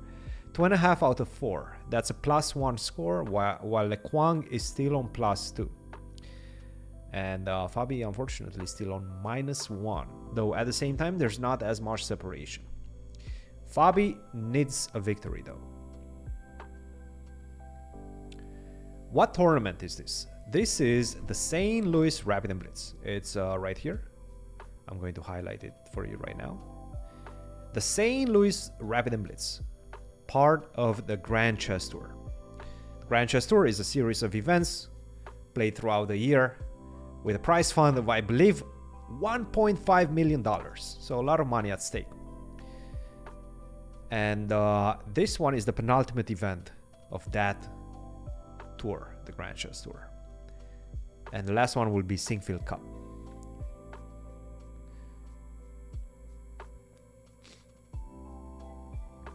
Who beat Fabi in round 1? Ali Reza. Ali Reza. Ali Reza, in fact, Fabi was white in that one, so definitely not a good result for Fabi.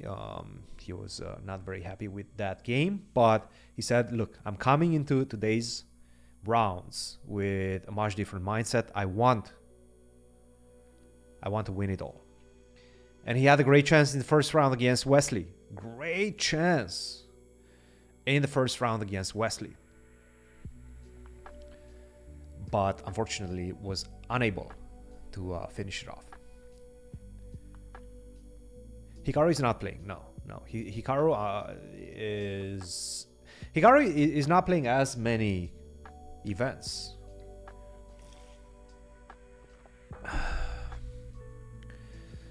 Hikaru is a streamer first. I mean, you know, we all laugh about him saying that, oh, I'm a streamer and not a professional player, but deep down it kind of is true. I mean, obviously he's a streamer and he's amazing as a streamer because he's amazing as a chess player. But at the same time, his main work right now consists of him streaming a certain number of hours every single day, every single week. I'm sure he has obligations in that regard with the organizations and the sponsors that he's working with. That's a job as well. So it makes sense that he considers himself a streamer right now. But he still plays some chess tournaments. I mean, he played the American Cup. He played Norway Chess this year. He just played the Grand Swiss. What else? He's been playing all of these online events. Champion Chess Tour, obviously. He's been having a good run in Champion Chess Tour. Both Fabi and Hikaru are in the finals that are going to happen in Toronto later in December of the Champion Chess Tour. So, yeah, I mean, he's still playing a lot.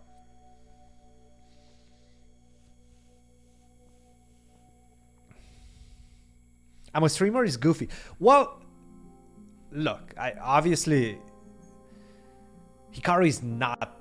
I mean, he is a streamer, but he's also top chess player. I mean, among the best in the world. Okay, so b5. We need to cover this last move. Take a break about Hikaru's streaming career and discuss about the position, because b5 changes the character of the position, changes what was the double pawn for white on c4. Now we exchange everything, and I have to say, looking at the position, I feel like white has achieved what he wanted out of the opening. He has a very stable position, and he has the two bishops. And at some point, he's going to open up the position with the move d4. That's the main plan in this one. At some point, he's going to go d4, open up the position, and it's going to be a great situation for white. It's going to be a better situation for white. Now, what I really want you guys to keep an eye on is the time. Look at the time. Right now, Ray Robson, 14 minutes and 30 seconds on the clock. White, Fabi, 26 minutes. He hasn't spent a no, in fact, he gained 1 minute on his clock. He gained 1 minute on his clock.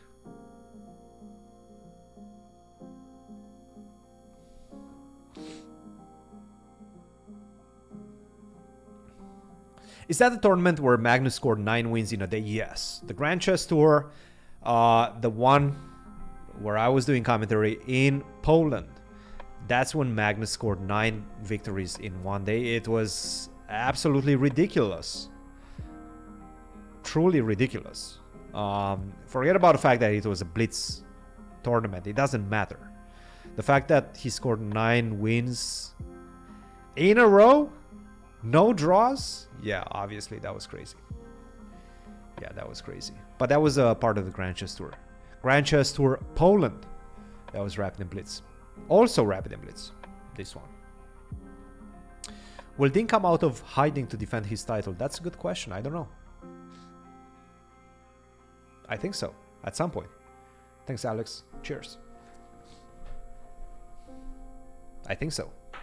I think Ding has announced his comeback later, not this year.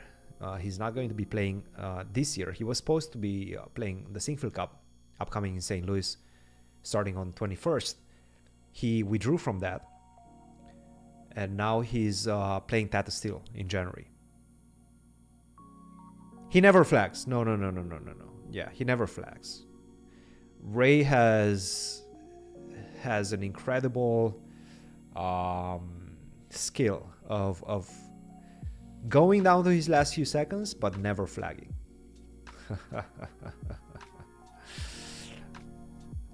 Yeah, never flagging. He's a cool cat, cool customer.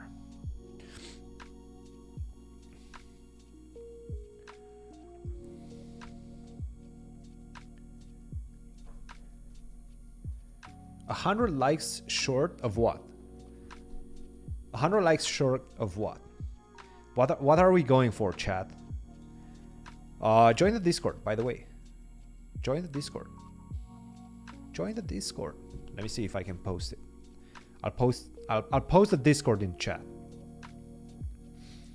I think I can do it.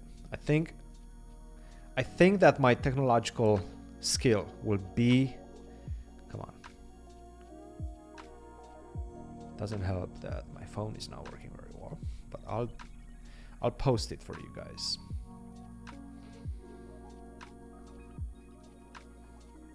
But yeah, get in the Discord.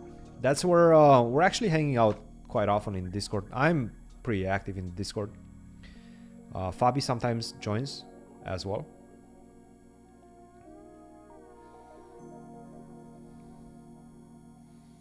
And we all have a good time. All right, let's see if I can do this. Boom. There we go.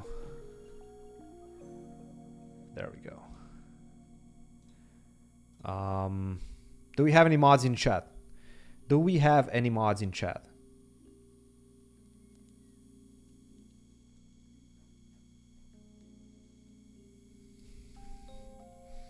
Would Topolov come in for? Yeah, I'm not sure about it. Wait, what?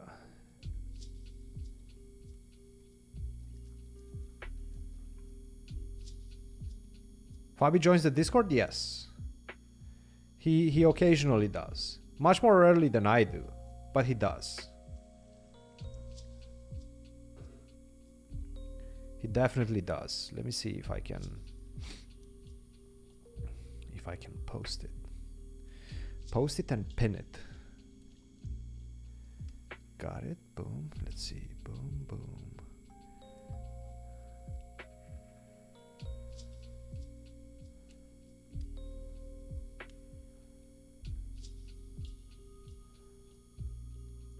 Boom. Pin message. There we go. Join the Discord. Come on. Get in. Get in. Get in the Discord. All right. What's happening, guys? Must have been 2019. No. He's there. He's there. This is our Discord. The C Squared Discord. We haven't been open. We've been open since January. We actually created it during Tattoo Steel. We're just having lunch, trying to find things to do, take the mind off the pressure of competition. We decided to do a Discord, and I think we're a bit over 2,000 right now, or maybe close to 2,000. I'm not really sure. Let's see, how many people do we have in the Discord right now? Does anybody know how many people we have in the Discord? Oh, we're at 1962. Never mind. We are at 1962. Guys, can we get to 2,000? We need 38 new members. So if 38 of 205 that we have right now on the stream join, then we're going to hit 2K. Let's hit 2K on the Discord, guys.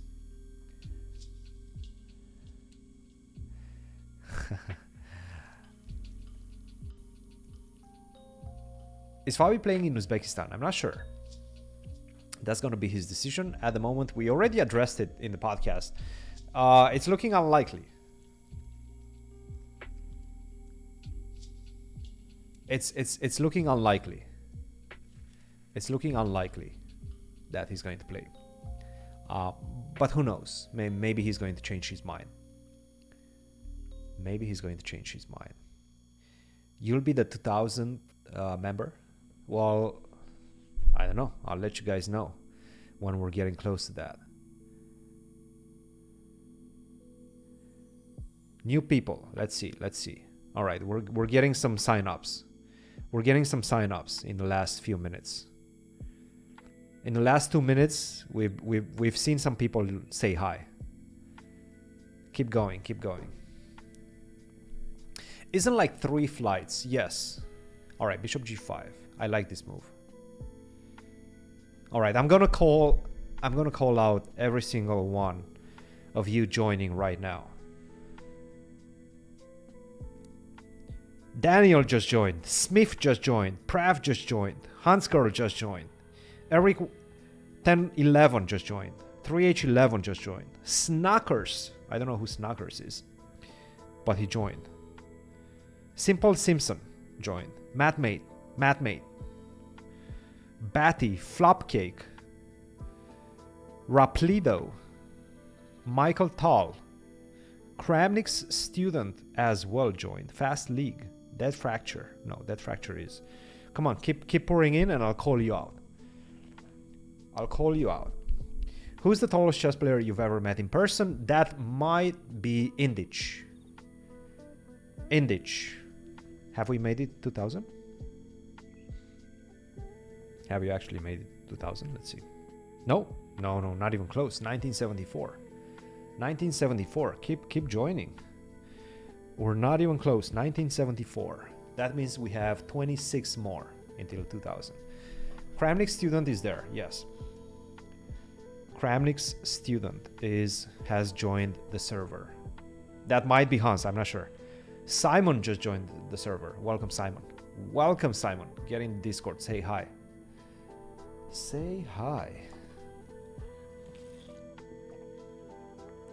Tony! Big Tony has arrived as well. And Fab Dabs has joined also. Welcome, Fab Dabs.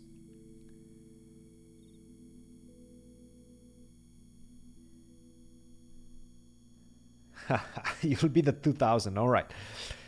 Karma Please is in as well. Uzbek Lad. Okay, I know who.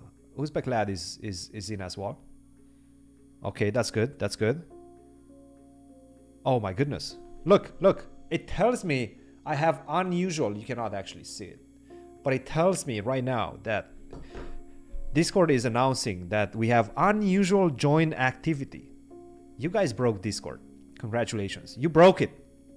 You broke the Discord. Keep breaking it. Keep breaking it.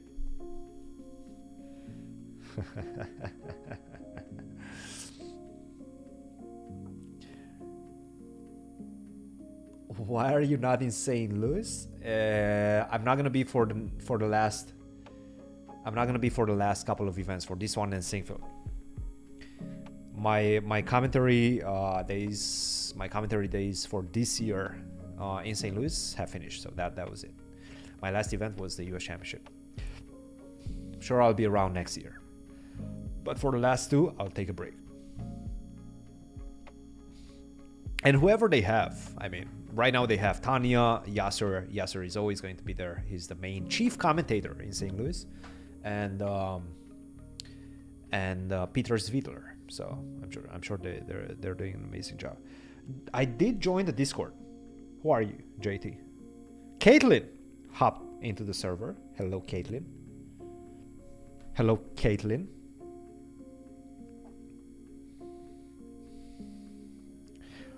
We're at 1980. 20 more, and we're making it. 20 more, and we're making it.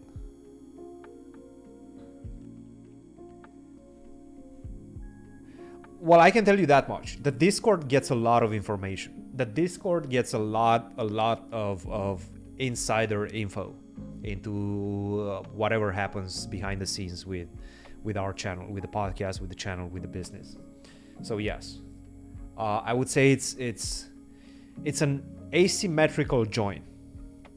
It's not an asymmetrical bet because you're not betting, but it's an asymmetrical join. You're getting a lot of value out of joining Discord. You don't only get trolled and troll on the Discord, but you also get a lot of value.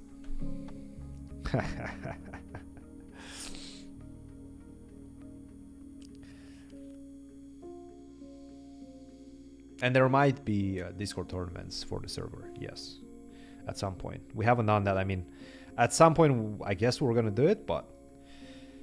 Okay, I see a few more other people. Ruma has joined, Kenny joined the party, Luke90 joined the party, and Dominic S joined the party as well. Welcome everybody. Okay, what's happening? Knight h5, queen to e2. So we see a 10-minute, actually 11-minute edge on the clock for Fabiano. Looking good. 8 minutes 50 sec. Who's behind me? Somebody's behind me. Oh, it's the furnace guy. He's working the furnace. We have some guests right now. He's also a chess player, actually. I met him. For a second I got scared. Who do I think is the best Najdorf player currently? Yeah, not the cleaning, but the furnace. Who do I think is the best Najdorf player currently? I mean, MVL. MVL is definitely a good bet if you're thinking about some of the best players of the Najdorf right now. And in fact, not a lot of the top players play the Najdorf, so I will probably have to go with MVL. I will probably have to go with MVL. Just for the simple fact that right now there's not other players at the elite level that play consistently the Najdorf. Consistently is the key word. So I have to say MVL. The current standings are as follows. Le Quang on +2, 3 points out of 5. Ray Robson 2.5 out of out of 4. 3 points out of 4. Ray Robson 2.5 out of 4. So +1. Alireza also on +1, and that plus came against Fabi, who unfortunately is on -1. A lot of people on -1. 4 people. Jeffrey, Jan, Wesley, and Fabi. 50% is MVL, Anish, and Sam Sevian. And then +1 Ali Reza and Ray, +2 Lequan, currently leading the tournament. And welcome Sam as well to the Discord. We're getting close, guys. We're getting close. Don't get lazy. Don't get lazy. Join Discord. Say hi. Say hi in the Discord. Disrupt the Discord. Disrupt it.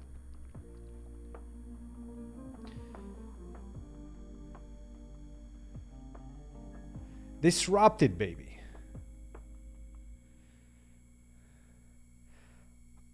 Synthetic. Oh my goodness. We have some trolls in the Discord. I'm not gonna lie. Don't get too offended. There's a lot of free speech. That's the one thing I can tell you about our Discord. There's a lot of free speech, maybe too much free speech in some regard, but there is a lot of free speech in the Discord. We generally like that. So don't get scared. Don't get scared.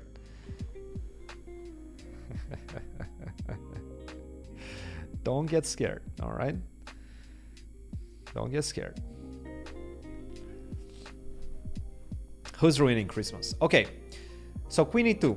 Obviously, Fabi was looking for some... I'm not really sure knight takes E5 is already a threat, but at some point, some sort of a discovery attack against the knight on H5 was going to be disruptive to Black's position. My guess is that he just simply wanted to go knight D2.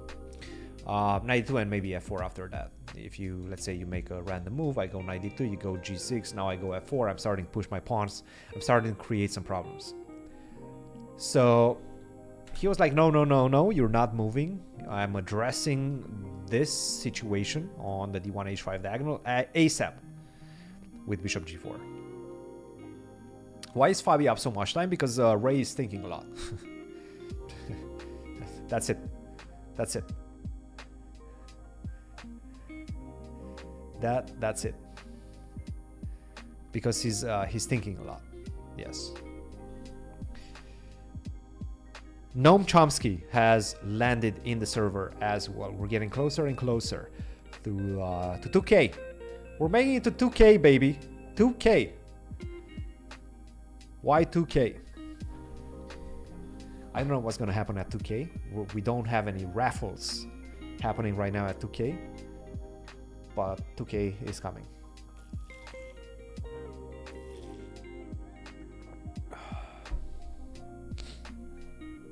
So bishop G4 now. How do we address this pin is the question. Do we just simply... by the way, okay, so this is why he spent so much time. D4 is a big question right now.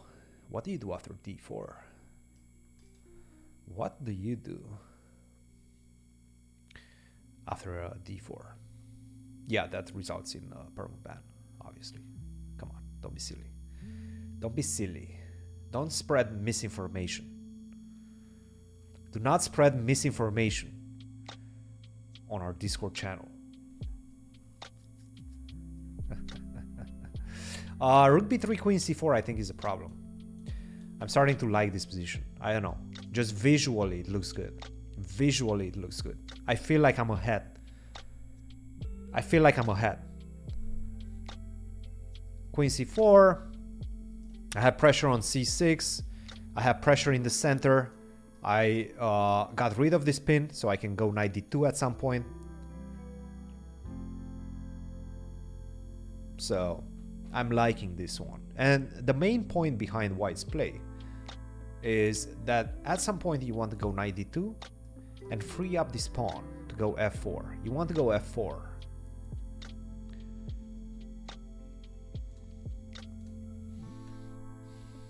Don't let me down, guys. Don't let me down. We're at 1985, 15 away from 2000. 15 away. Join the Discord. Or forever keep silent. Join the Discord or forever keep silent. That doesn't even make too much sense, but I just like the sound of it. All right, guys, rook f b1, putting a lot of pressure on the clock. 5 minutes against 16 minutes. This one is, I'm not gonna lie, from the simple visual of the clock right now, this is looking really good.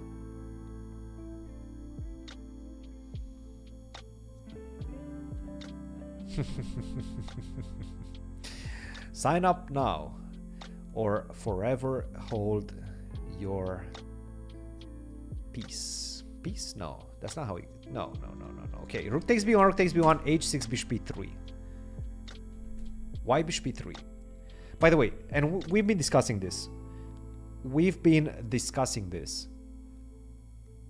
Ray is really good in time trouble. Whenever he gets down to his last minute, whenever he gets down to his last few seconds, somehow, I don't know how, but somehow he plays the best moves. Hello, Nicholas. Nicholas is in as well. Nicholas is in as well. When's the next podcast coming out? We're starting a new series tomorrow. Tomorrow, our first episode of the new series, which is not going to be too long, but it's going to be a fun, and I think a series that you guys will enjoy. And you can speculate on topic in the Discord. You can speculate on topic on the broadcast right now as well. Tomorrow we have another episode coming up.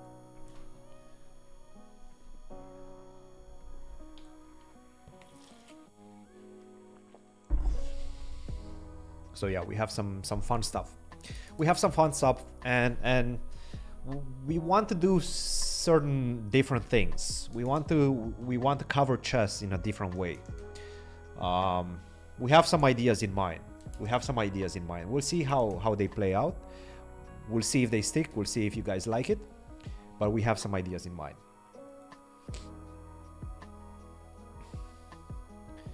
Hello, Nicholas. Thanks for joining Discord. It's good to have you there. Say hi.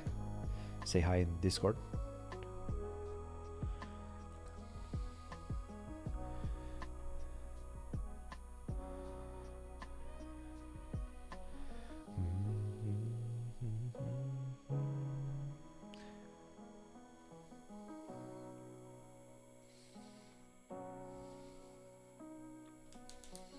I'm glad you like the Yasser one. Yeah, Yasser is a good one. Yasser always is a good one. I mean, he's a professional speaker.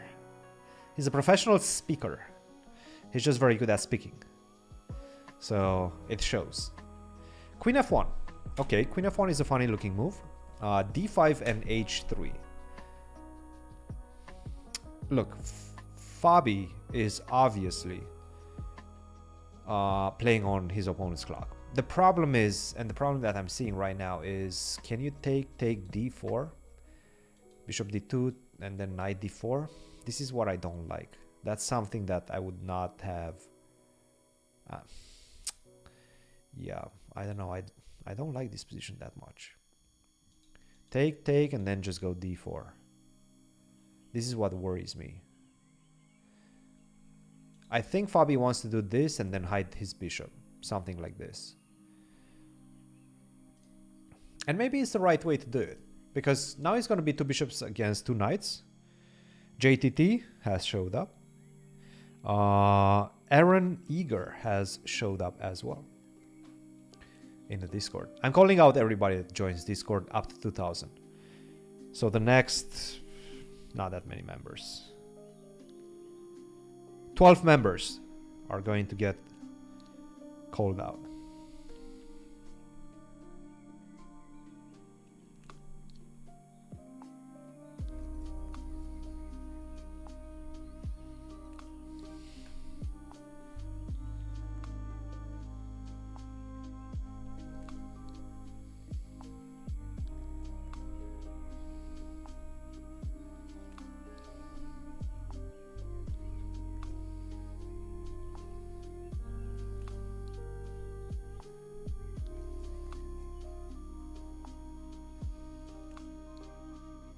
1 second, guys. I'm trying to... There's some stuff happening at my house currently. Bishop e6. Okay. Bishop e6. So he doesn't take on f3 and goes for this d4 idea. He chooses to keep the bishop on the board. Do we go knight d2 right now? There's a threat in the position. Maybe a threat. I don't know if I should call it threat. But obviously black wants to take on e4 and take again. Take a pawn. At least that's going to force some sort of trades. Knight takes e5, knight takes 5, bishop takes e4.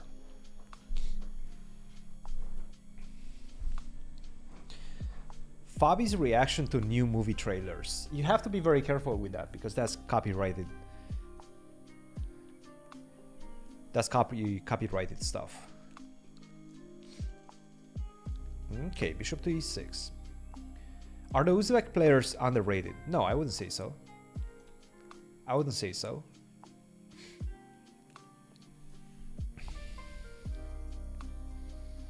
No, they're fairly rated. Everybody's fairly rated, guys. Flumped Dumph has joined the server. Flumped Dumph. Welcome. Bishop e6. Okay, how do we continue? Again, keep an eye on the clock. At the same time, it does seem like Ray is in great shape in this tournament. I'm not gonna lie, Ray is in great shape in this tournament. Okay, so I'm starting to look at this. Take, take, take. I was saying that knight takes e5 might be an issue, but I'm starting to see ideas of knight takes g3. You take, especially with the king on h2, and then I take. It's still a draw. This position is still equal, but you know, you go rook to d1. Things of that nature. E takes d5. Okay, how do we feel about this position, guys?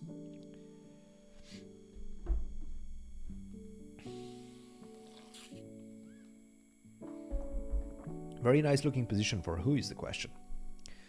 The engine is saying, as you can see, the bar on your left side next to the clock, it says black is slightly better. Is MVL underrated? I don't know. I don't know. MVL class-wise is underrated, yes. Class-wise is underrated. I mean, he's obviously a 20, you know, he's been one of the elite guys for a very long time, and right now he's going through a very rough patch. A lot of people attribute that to deflation of rating.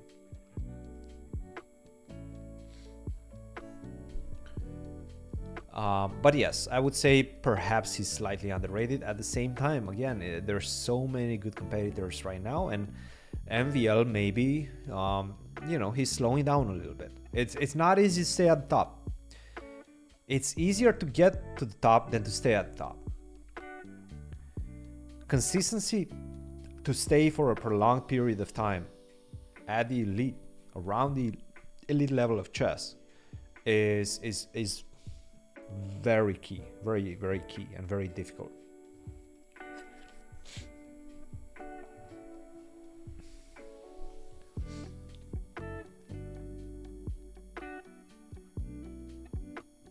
Eric, I would assume you mean, why don't you play Romanian music?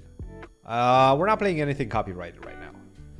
I don't want to play anything. We're just playing like lo-fi. No words, no copyright.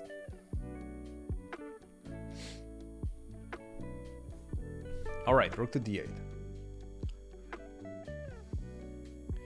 We're not playing that. Okay, 2 minutes against 13 minutes. Obviously, Ray in a world of trouble on the clock, but that doesn't matter as much. That does not matter as much. It's Imperial. It's called Imperial tea. I think it's some sort of a black tea. Black tea.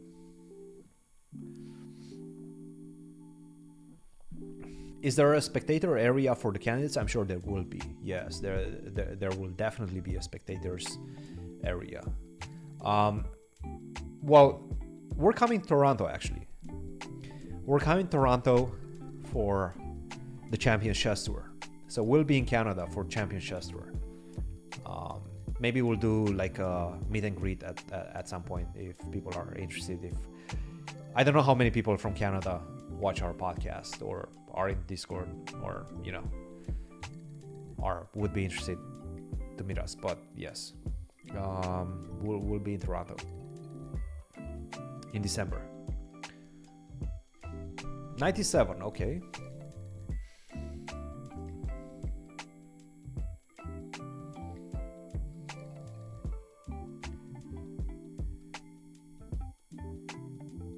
No. I'm not doing single couple or this one. I'm not doing the last two. 97 was a good move to pull the brakes. Yeah, but 97 is just a really good move to pull the brakes. And I'm going to tell you the problem. Problem is if you do go 91, try defend like this, I go bishop c4. I think I go bishop c4. I think that's his idea. And I take on d2, and that's more or less, that's actually good for black. That's better for black because of these double pawns. So obviously Fabi can just simply take, we exchange, and you take on d3, but this is just a draw. I mean, you're gonna have slight chance, not really, no, this is just a draw. Black is too active. You have to exchange, and now black is too active, the rook is too active, which sort of cancels the advantage of the two bishops that white has.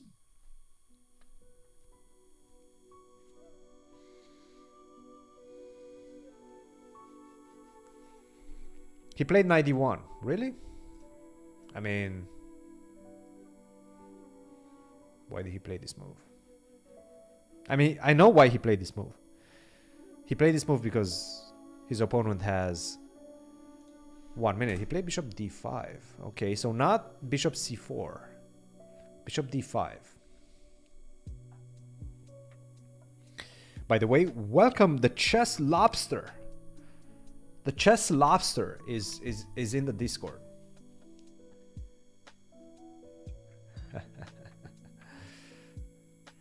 Ray Robson is not 2500. Ray is 2700.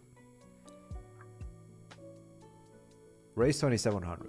He's 2500 rapid because he hasn't played much.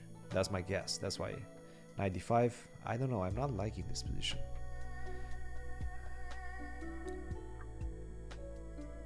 He's going for the flag. Look, Fabi's taking some risk.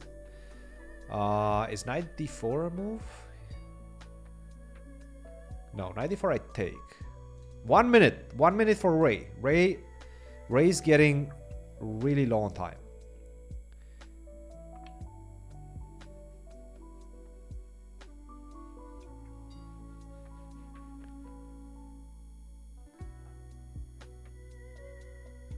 Ray's getting low on time. He's not a super GM. His 2700 right now is considered and has been considered for a very long time the rank of super GM. Once you reach 2700, you're kind of in the elite of the elite. You enter the top 40, top 30 of top 30 right now. I think it's somewhere around 2700, top 30. Is he going down to his last 15 seconds? Okay, he just played the move f5. Whoa. He played f5 with 15 seconds on the clock. Wow, this guy has cojones. Ray has some massive cojones. Not gonna lie, we gotta give it to the man. Playing f5 and weakening your position like this with 15 seconds on the clock when you can keep the position tight with knight d5. Nice. Good. Congrats. But this is a move that Fabi also welcomes very much.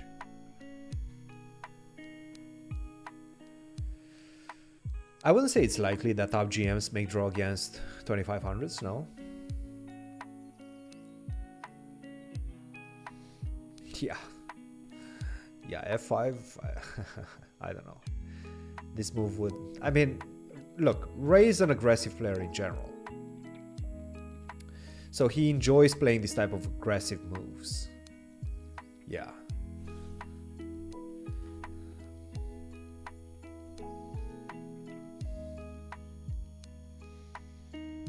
low-rated players, low-rated GMs, whenever they play with the white pieces, I mean, whenever you play with the white pieces in general, you're expected, at least if you try to do so, you're expected to be able to make a draw against a very strong opponent. But again, it's never that easy. Okay, king h2, queen e6. And this is what I'm saying. Take a look at the bar. Take a look at the bar. King h2, queen e6. Still keeping it very tight with the best moves in the position. Played with 12 seconds on his clock. This is what I'm saying. Whenever he gets down on time, he plays good moves. Rook to b7, targeting the pawn on c7. We expect rook to d7, right? 10 seconds. Rook to d7 makes the most sense. Queen to c8, okay.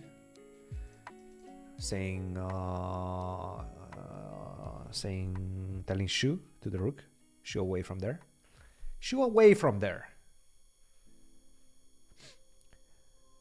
Did you see Indian government gave 250k to Vidit Prague and Vaishali to prep for the candidates? Yeah, no, that's great. That's amazing. That's really cool. That is really cool. Yes. Yeah, that's a lot of money for preparation, and it shows that the Indian government is taking the candidates, taking the chance that they have very seriously, and it's a big chance. It's a big chance. It's a big chance that one of those guys, I mean, they have 3 players right now. They could potentially have the 4th if Gukesh manages to somehow squeeze in via the Grand Prix points. If one of them makes it to the World Championship match, I mean, that's huge. Queen to f3, shying away from the repetition. No more rook b7, rook b5. 250 shared in 3. Well, come on, quick math. Quick math. What's the math for that? Like 80k each, yeah? 83k each. 83k each. To hire coaches, travel, set up camps. That money is going to get spent, for sure. Training for the candidates and traveling around for camps. Things of that nature, definitely that's expenditure right there. Queen to e2, 5 seconds. Don't go f4 because I take. Setting up the spin, rook to d5. Okay, still, look at the bar, it's not moving. Look at the bar, it's not moving. I mean, somehow Ray is still making the best moves. It's crazy. Rook to d7. It's not moving, the bar is not moving. With 5 seconds on the clock and he still finds the best moves. I'm telling you, this is... It's a bit frustrating at times to play against Ray because of this. You think that finally you got him in time trouble, he's in acute time trouble, and he's gonna make a mistake. And then he doesn't.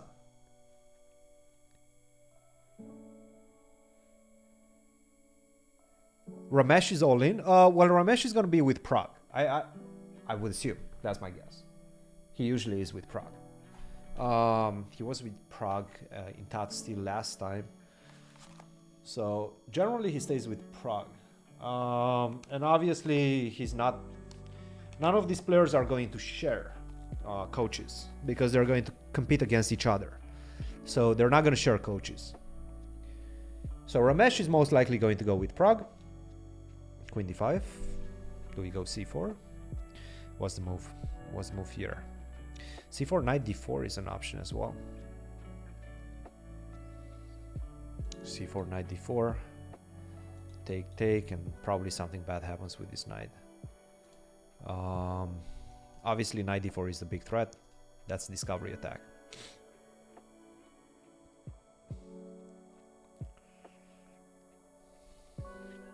Who's Vidit's coach? So Vidit's coaches for the Grand Swiss were announced. I think one of them was Vocaturo from Italy, and the other one was Ganguly, who has been his coach for a while, I think. So it was Vocaturo and Ganguly. for the Grand Swiss. I don't know if he's going to, I would assume he's going to stay with the same two coaches that qualified him to the candidates. He's probably going to stay with them for the candidates as well. Okay, Queen d5. Yeah, Vocatoro was an interesting one for sure. I did not expect Vocatoro to be around. I did not hear about him being a coach or getting involved in coaching before this one. So yeah, he was definitely. I know Daniele for a very, very long time. He's a very good, very well prepared player. So from that regard, he seems, and obviously he was a good coach given his result.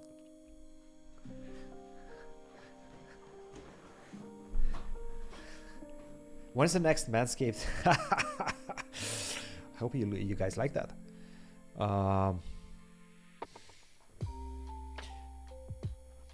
No, he doesn't speak Italian. Almost at all. 17 seconds. That's right. That's right. And I'm telling you, Ray is very dangerous. Ray is extremely dangerous when he gets down to his last 17 seconds. We've been talking about this. Well, there's a problem. There's a problem. You have to address this. You have to address Queen takes d3. You also have to address Knight d4. So Queen d5 was in fact a very good move.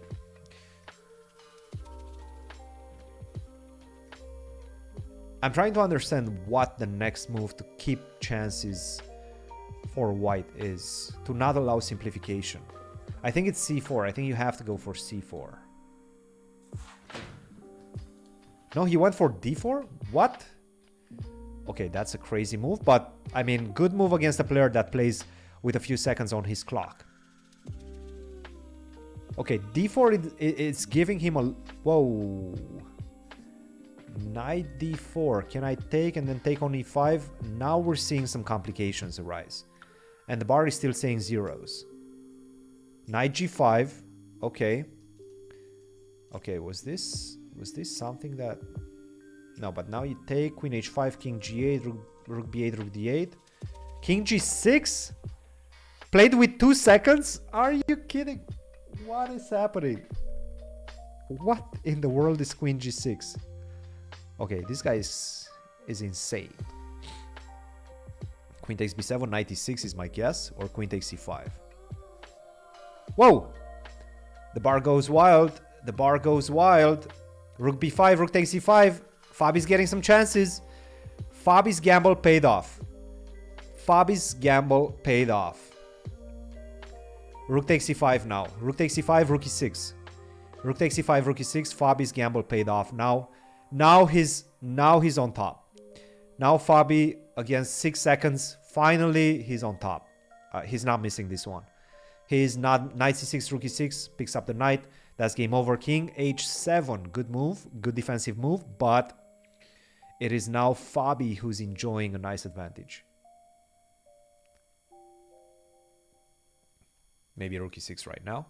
Stop any sort of Knight g6 ideas. And then prepare the move Queen to e5 as well. Put more and more pressure.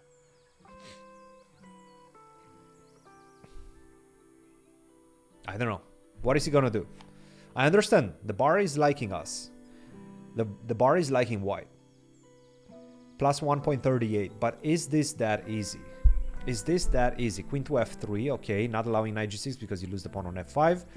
Rook to d5 is met with Rook takes e7, so that's not an option as well. Probably Rook to d6, Rook e6 would be something that I would play with 1 second on the clock. Queen g6. Also the best move, apparently. I mean, freaking Ray. Getting ready to play knight to c6. If Ray manages to go knight c6 and take on d4, then that's going to be equal. By the way, guys, I know you guys are watching this endgame play out. Watching this, actually it's not an endgame, yeah, this middle game position. Crazy middle game position, crazy time scramble. By the way, Queen g6 was played with 1 second. He played it with 1 second on his clock. Because he gains 10 seconds every time he makes a move. So 1 plus 10 equals 11. That's why he has 11 seconds. You see? That's quick maths right there. Quick maths by your math master in residence, myself. What's white going to do?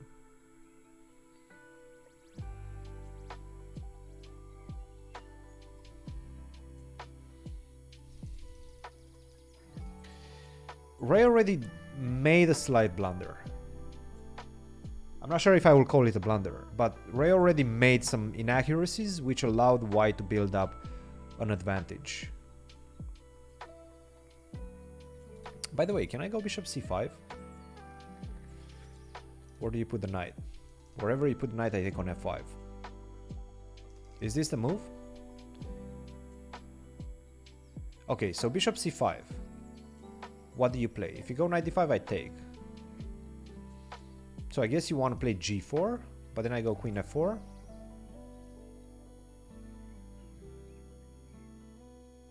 I feel bishop c5, try to dislodge the knight, try to take away from defense of the pawn on f5. That should be the move. That should be the move.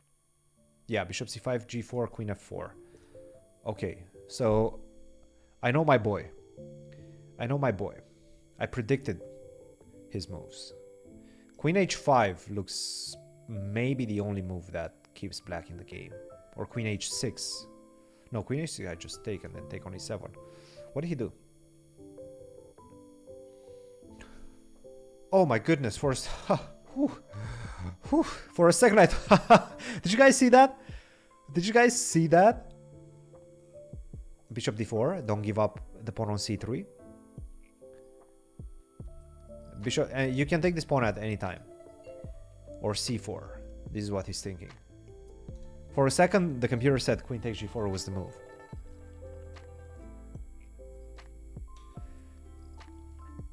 So my heart dropped for a second. C5 maybe, try to liquidate the last pawn on this side. And after c5, I think he's going to go bishop e5. He's not going to take on c5.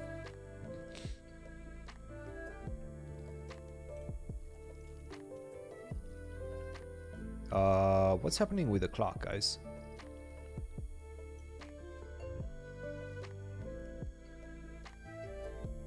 I think the king g6 good move.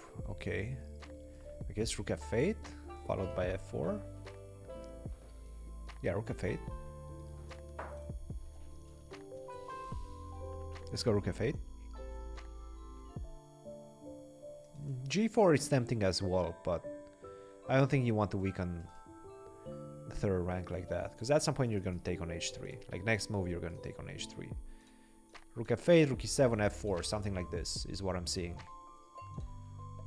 So I would play rook f8. I also want to keep close to this pawn on g7. At some point I'm going to try to transfer and attack the pawn on g7 like that. Yeah, rook f8, good move. Rook f7, I think I take, and that's a very difficult defense for black. Maybe you have some sort of a blockade, and perhaps, yeah, now f4. Now f4.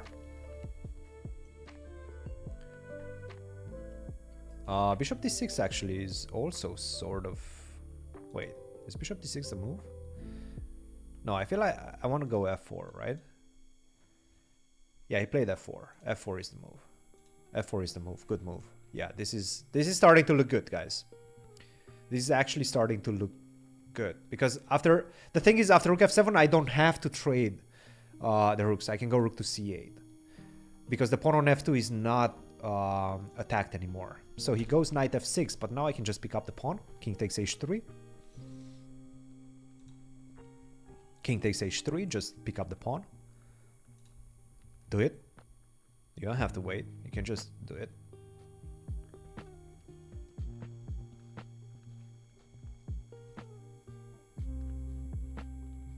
Yeah, that was a glitch.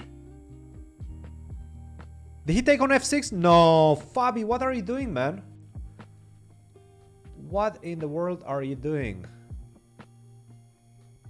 He wants to take and rook c8. Okay. He's still winning 2 pawns. Okay, why is the computer so happy for black? I mean, if Ray defends this with a matter of seconds on his clock, there's no way he does it, right? I don't even know how he does it. No way, no. What the heck is this? Why is the computer saying that black is fine? Oh my goodness. Do you actually go king? Oh my, are you kidding me? King e4 is... Oh, this is ridiculous. Did he find it? No, he didn't. Okay, thank God. No way. Is this the way? I thought king e4 was the move, but is this the actual way to make a draw?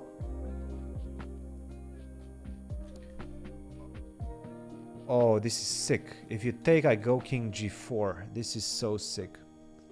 And now you cannot stop rook d2 check. This is so annoying.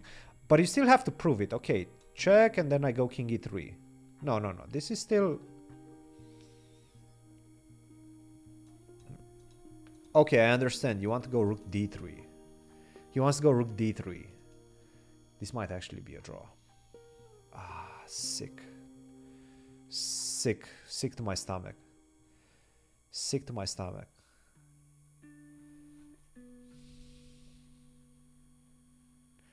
This is actually sick to my stomach. And Fabi's... yeah. But again, a slight mistake from him. A slight mistake from him. At this point, just take on h3. Just take on h3. I mean, bishop takes f6. Ah, okay, so this is what he was worried about. Knight d7. And I guess the idea is that you have bishop d6. Okay, this is not that easy to see. Rook e6 is met with f5. Okay, this is not that easy to see. Alright, we're at rook d7 right now. I'm actually curious. Was king e4 a move?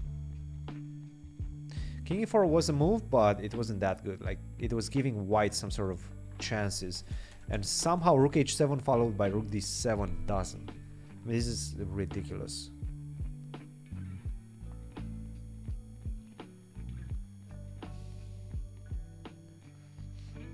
It's ridiculous.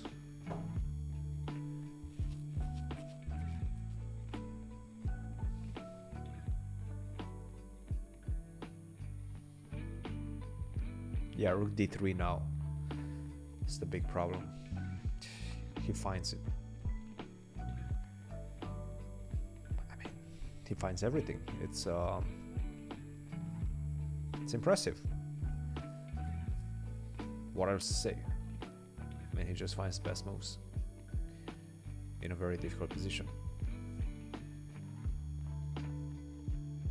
Very impressive.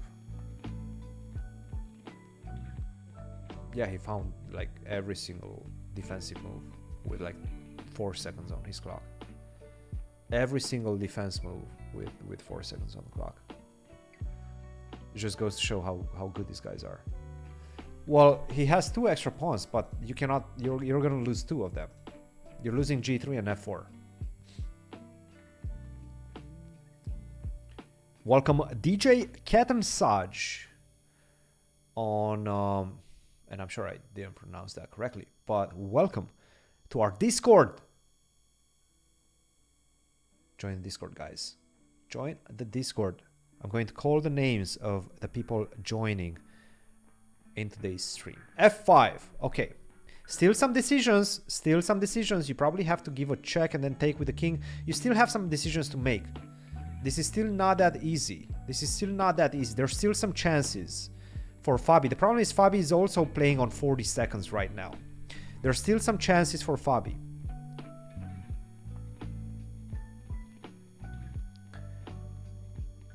Rook f3, king e2. Okay. What are you going to take here with? Kochira has joined as well. Welcome, Kochira.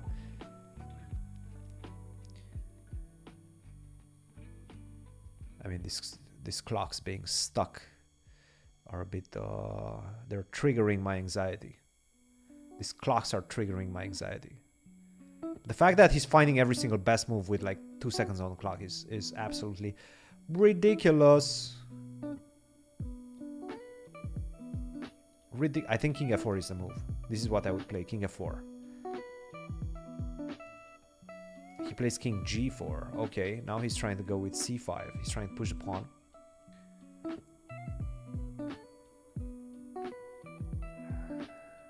He's gonna go rook takes f5 most likely. Yeah, I think this is... Duke X has also joined the chat on Discord. Welcome. Now he's gonna hide his king here. It's a ridiculous save. Absolutely ridiculous save.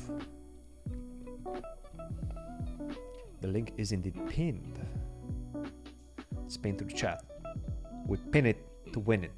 Pin to the chat. Pin it to win it.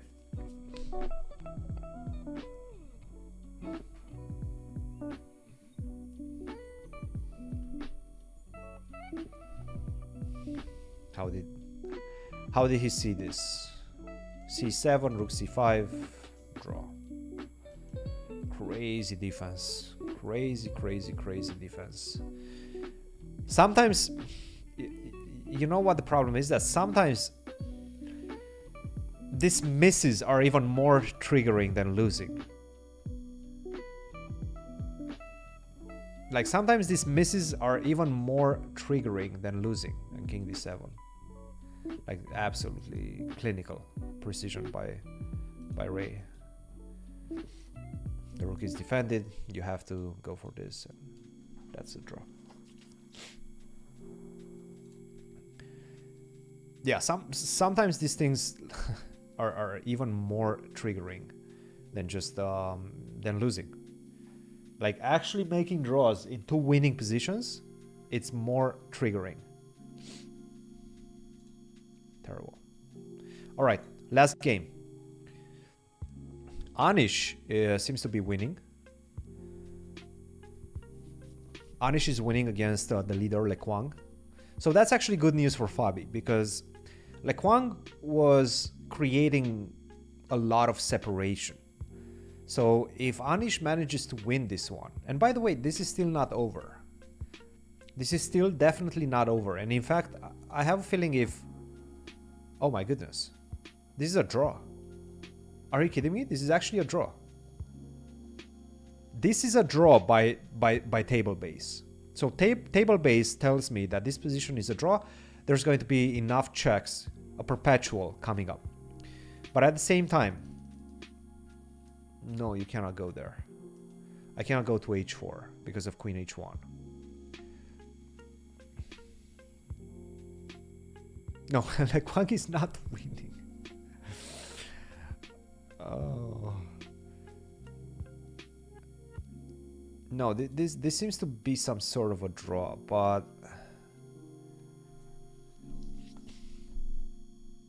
But really?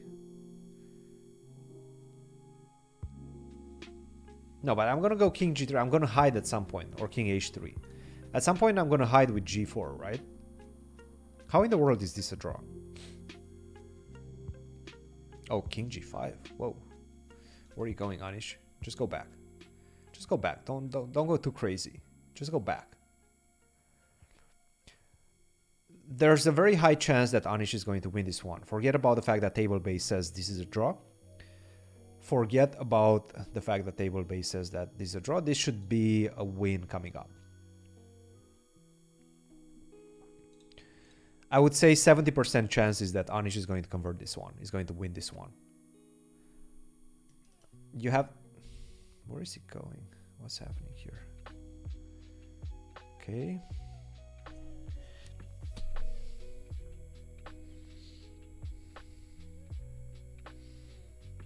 $19.93.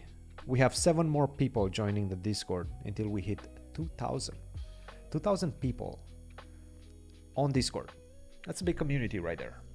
That's a big community right there on Discord. And in fact, it's probably it's definitely the one avenue which we get engaged very much with on a regular basis. Wait, what? Why not take this pawn? Ah, queen h4 is winning. Ha ha ha ha. Nice! Elias, welcome. Welcome, Elias. Okay, so this was Anish's trick. I like it. It's still a draw, despite the fact that there's a question mark attached. And we're going to stay with this table-based view. We're going to stay with the table-based view.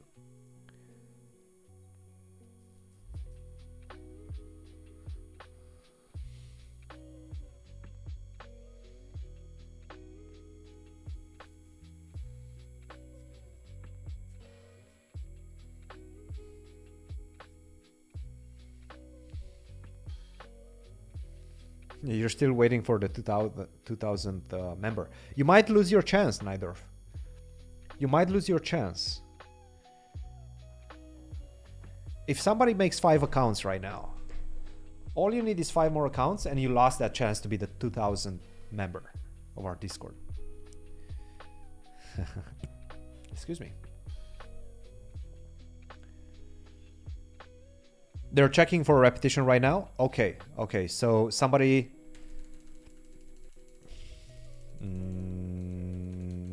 Really? Did it actually? Wait, what? What's happening? Yeah, no repetition. No repetition.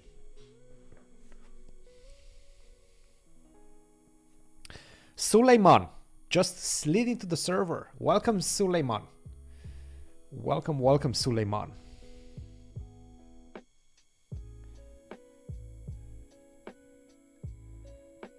Game started again. Yes, yes, yes. We see that. We see that. Queen f4, queen d5. Core. Okay. All right. 1996 right now. 1996 right now. Or are we 1997? I don't know. I cannot count. The server is telling me 1996, but we might be at 997 already. This is a nice trick. Queen takes h5 once again is met with queen h4. You cannot do that. Queen to d3, probably the best move. I call him Le Quang or Liam. Like Le Quang or Liam. But I think, and I've read this somewhere, that generally Vietnamese people, they call him Liam. Liam. I would assume that's maybe his first name, and Le Quang being the last name, and they called him by his first name. I don't know. Tiom Men is here. 1997. 3 more and we are at 2000. 2000. Neither I really hope you're ready to be the 2000 member, because you might miss a bit. You might blink. I might forget to tell you guys, or to tell queen to e3. I mean, this is so scary, right? Queen to g6. Force the king on h8. You know what the funny part is? That you cannot go something like this right now, because now my queen is untouchable. Puck, puck, puck, puck. Draw. Draw. How many moves? I would say probably a lot. Probably a lot.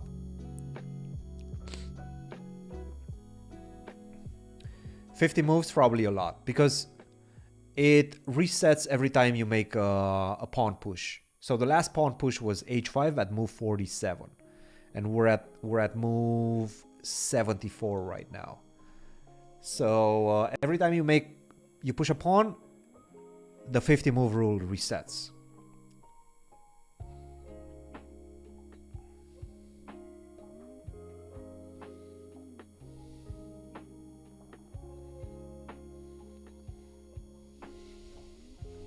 Again, that's why he's not playing queen g6, because black is going to hide on h8, and that's going to mean that this queen is going to be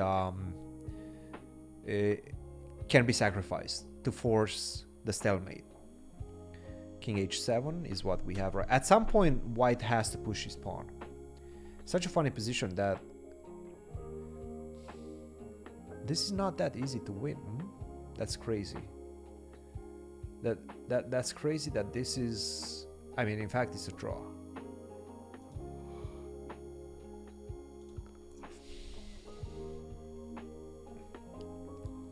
I will have to teach this endgame later this week to my students. We've seen it during Fabi versus MVL at the Single Cup last year.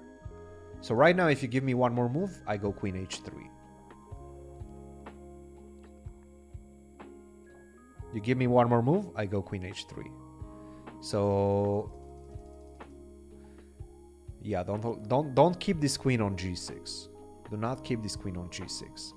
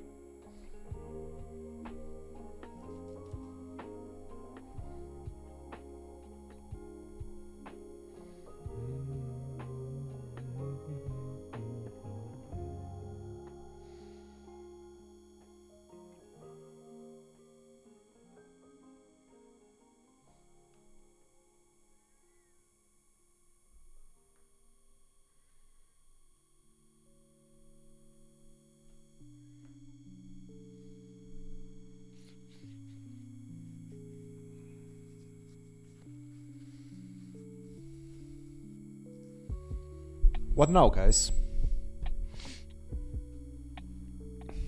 What now? How do you make progress? Is my question to you. And I know you don't know the answer to that, but I'm still gonna ask you. How do you make progress? And you know how I know that? Is because I don't know the answer either. I know that it's a draw, because table base tells me that it's a draw.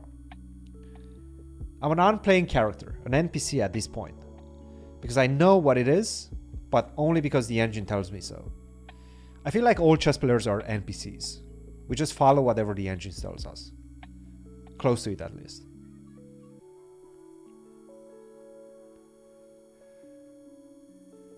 Can you go King H6 now? Wait. King H6 just takes the... we made it. We're at 2000. I think Najdorf... Yep, 2001. Najdorf, sorry. You you made it at 2001. You made it at 2001. You were the 2001st member. Najdorf, I'm sorry. But you see what happened? You see what happened? You see what happened?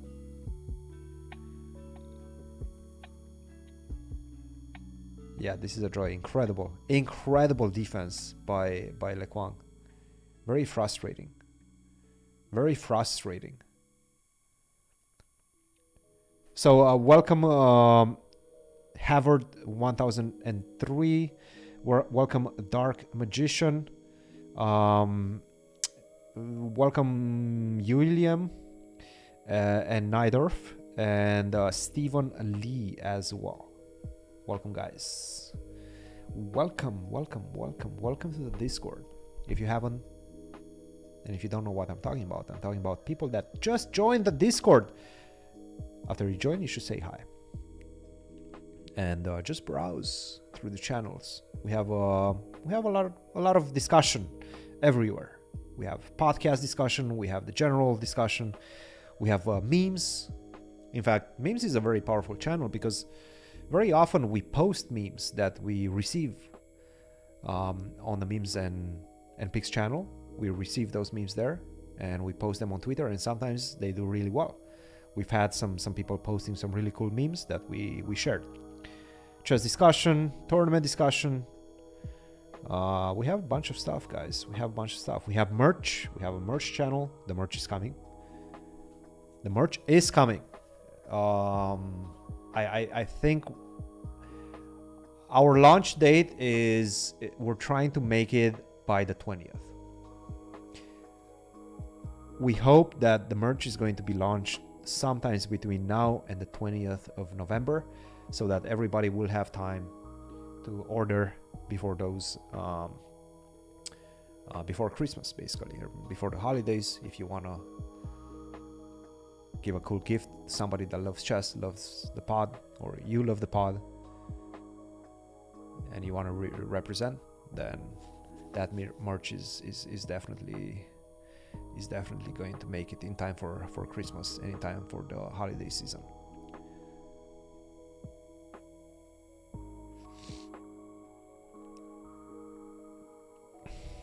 So after the fifth round, excuse me, not the sixth round, how are we doing in terms of standings? Did we actually have 4 draws once again? I think we might have had 4 draws. This is a very drawish tournament, I have to say. I did not expect that. If you see it, the last 2 rounds we've had only draws. So the standings have not changed. In fact, Le Quang still 3.5 points, leading the standings, 3 points. Robson and Ali Reza. Anish with 2.5, as well as Sam Sevi and MVL. On -1, we have Jeffrey, Wesley, Jan, and Fabi. So obviously Fabi not great right now. C Square 2000 just joined. Kayano just joined. Welcome, guys. Welcome. C Square 2000. That sounds like a RoboCop, like a Terminator. C Square 2000.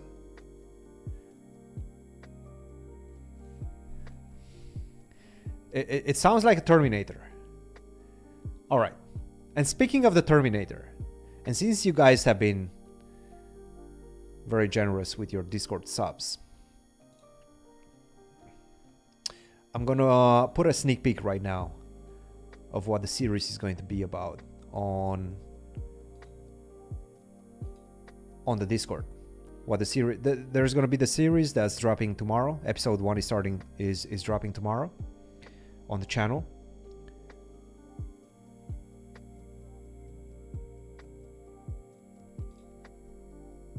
So I'm gonna post a sneak peek in the podcast discussion channel. So if you want to catch this sneak peek of what the series is going to be tomorrow, go into the podcast discussion. Actually, no. I'm going to make it an announcement.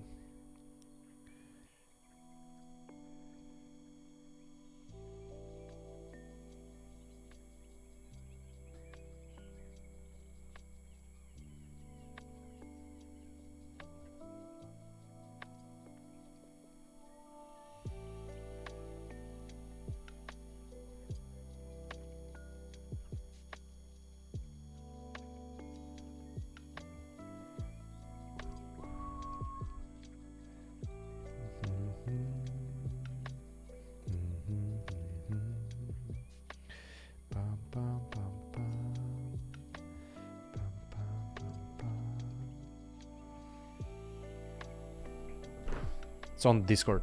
Our sneak peek. All right, you've earned it. You've earned it. You've earned the sneak peek.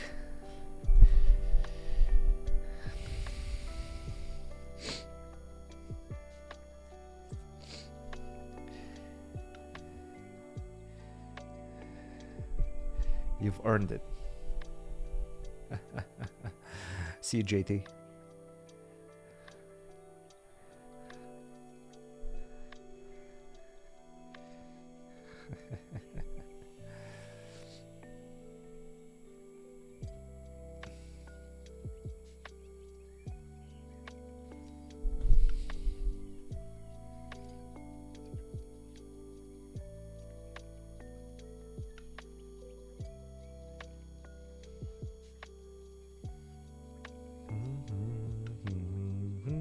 I believe the next game might be starting at 4:30. So the games are starting in 17 minutes from now. I think it's 17 minutes from now. So this should be interesting.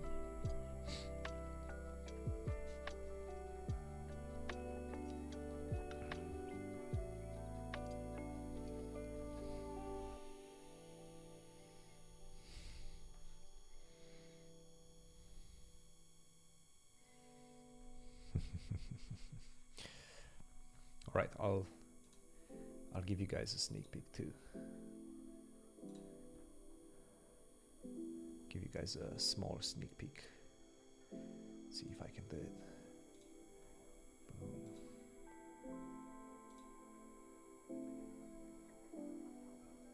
All right, that's the sneak peek right there. Discuss. Discuss.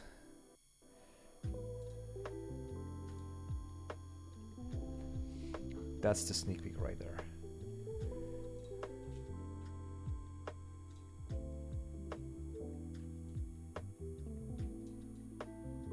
That's the sneak peek. How do you like that? Is that a good sneak peek? I think it's cool. I think it looks cool. The chess machine.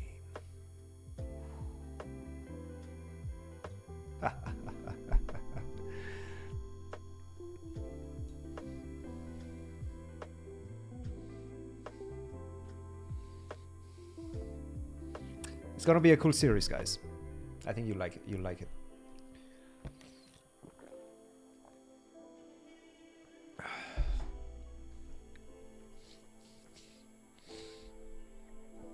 That's dropping tomorrow.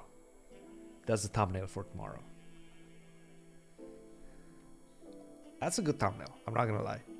Our artist definitely outdid himself. GG. Good job. Good job. Good job. All right, back to chess. Back to chess.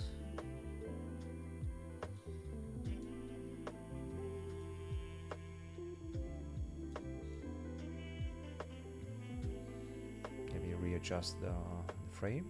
There we go.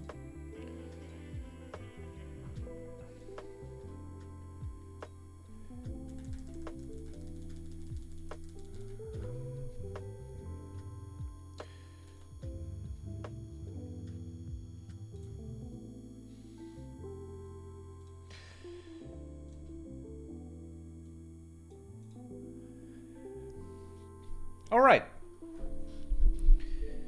Final round of the day coming up shortly. Who do we have? All right. Let's recap what happened in the last round. Anish versus Lekwang draw. We've seen that. We actually have this game on our screen right now. Alireza versus Wesley. Let's see what happened in this one. Alireza with white. Okay, Wesley really went for a draw. Wesley. When's the last time? Wait. When's the last time we've seen Wesley play the Petrov? I honestly cannot answer that question. I don't think I've seen Wesley play the Petrov in recent times. That's very interesting. That is very interesting. He played the... Wow. Petrov. Okay, interesting. Whoa. Queen sacri... Whoa. What? Okay, Alireza just couldn't handle it. Okay, Alireza just couldn't handle it. Couldn't handle the temptation. Oh, that's nice. I wouldn't be able to handle the temptation either.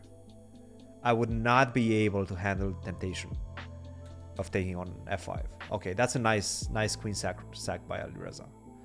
Look, it doesn't matter what the engine is saying. It doesn't matter that black is better. I would probably do the same thing, just for the content.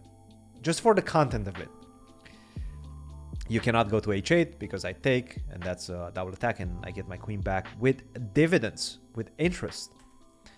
So you have to give up the knight, but I mean, you do have a queen. Knight takes b7, give me another pawn. Knight c5. And somehow this game ended up in a draw. Knight d3, f6. Rook e7? This is a ridiculous game. You cannot take here because of knight e5. If you go here, I take, and that forces you to give me the queen. And if you go here, I take like this, and now I give you a check, intermediate check, and now I take the queen, and now everything is protected. That's crazy. That's crazy talk, Alireza. That's crazy talk, Alireza. That's crazy stuff. Come on. Don't throw the sink at Wesley like that. Don't throw the sink at Wesley like that. But Wesley is like cool as a cucumber. He plays knight g7. Doesn't even flinch. Rook f7, rook g8, bishop b5. Knight e8. What the heck is... What? What's happening around here? What's happening in this rectangular... Is that a rectangular shape situation? All of the pieces, all of the important pieces are in this rectangular shape. Is that rectangular? Yeah. Oh my goodness, what happened? What did I do? All right.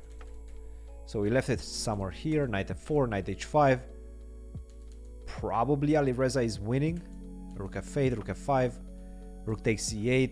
Apparently, maybe h5 was just game over. GG. Is that it? Probably h5 is GG. Don't ask me why. But rook e8 somehow is not GG yet. h5 now. King f7, rook b8. How did Wesley survive this? Rook f8, are you joking?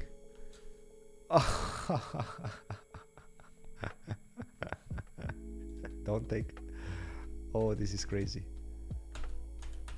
And somehow Wesley found the perpetual. Crazy stuff. Man. Wesley escaped against Fabi with a perpetual. Via perpetual. And now he escapes against Alireza via perpetual. Yeah, this was absolutely a crazy game. Fabi we've seen. Let's see what happened in MVL versus Nepo. Okay. Oh, funny. Yes. This c4 idea. This is some recent stuff. Knight takes c5. Very typical. If you take, I go d4. Okay. b5. We exchange. Knight d4. Not a good move apparently. Nepo once again getting a lost position out of the opening and then fighting his way back. Yeah, he's fighting his way back. He's really good at that. I mean, he's completely busted right now. Plus 181, it was worse before. Completely busted. But yet he keeps on fighting. Keeps on fighting. Keeps on fighting. Completely lost. How did he not win this position? Oh my goodness. How did MVL mess this one up? Now it's not easy.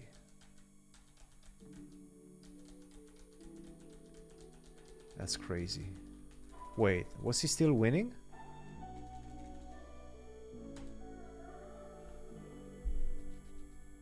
Knight d5 is winning or what? What's the move? How is he winning? Don't tell me it's some funny move like g3. Don't tell me it's like some waiting move like g3. And you put him in Suzwang. Is g3 the move? Are you actually serious? g3 might be the move. No, g3 is not the move. What's the move? Maybe knight here? I guess knight here maybe? Ah, yeah, this is the move. You first set up the blockade with knight g5 and then you go e6. Okay, that's kind of crazy. That's kind of crazy. So he went e6, which allows the king to escape, and that allows me to exchange the last pawn and make a draw. Yeah. Crazy stuff. Crazy game. Okay, so all of these games have been a draw, but they were not easy draws. And this one was some sort of a draw via repetition. Okay, how did we get here? Okay, Petrov again. This is a very long line. Very long line. I think there was a game between Duda and I'm trying to remember exactly who. Anish maybe? No, Duda and Nepo. Duda and Nepo. Nepo and Duda and Nepo. When Nepo was playing Petrov every single game. Duda prepared this extremely long line and then became kind of like a trend.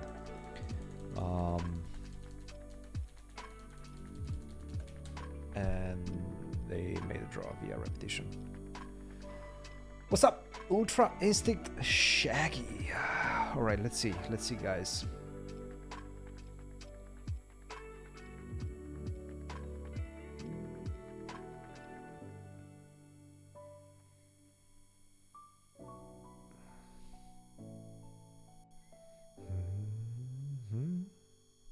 New people. We have some new people in the chat. Nige Guns, Fox Desert, Few Math, and Jesse Zaff have recently joined. Welcome, guys.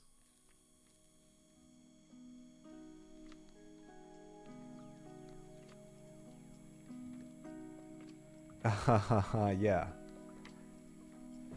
I'm doing well. Everything is good. Everything is good. All right, what's next? Let's see. 5 more minutes until the beginning of the next round. We have Ray versus Ali Reza in round 6, last round of today. Ray versus Ali Reza, Sam versus Anish, Lekwang versus Fabi, and Jeffrey versus Nepo, and Wesley versus MVL. So Lekwang versus wait, did it start already? Oh my goodness, they started already. Oh my goodness. I guess they started at 4:15. Why nobody told me that they started?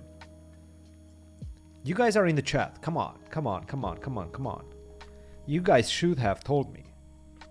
I think it started 5 minutes ago. Yeah, thanks. Thanks, chat.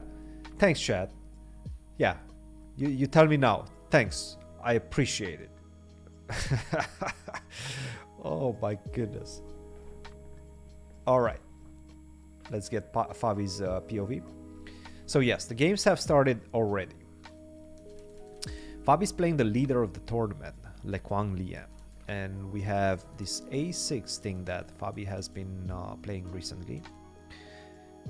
Lekwang offers the bishop g5 line, bishop d3 as well, castle, queen to c7, knight to b6. You pranked me. Yes, you did. Yes, you did. You did prank me. b3, h6, rook c1, queen e7. No, I'm not gonna calm down. Why would I calm down on my own channel? I'm not gonna calm down. I'm gonna do whatever I want. Especially be upset at you guys for not telling me that the games have started. 92.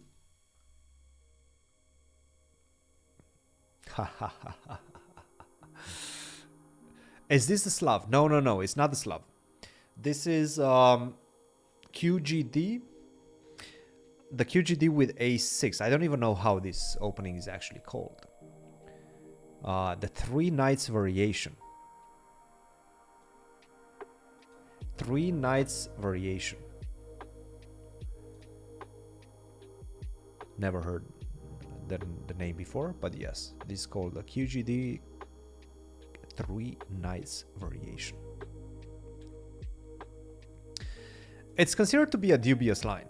I'm not gonna lie. It's considered to be a dubious line. Obviously a line in which you kind of, with the move a6, not necessarily accomplish anything like super useful, but sometimes it's helpful.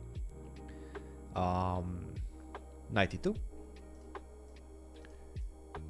The problem is, it does seem like Lekwang also knows what he's doing. And, you know, that's always a bit unpleasant to deal with. Especially when you play something that's sole purpose is to surprise your opponent.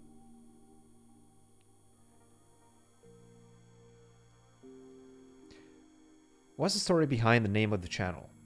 So C squared, obviously,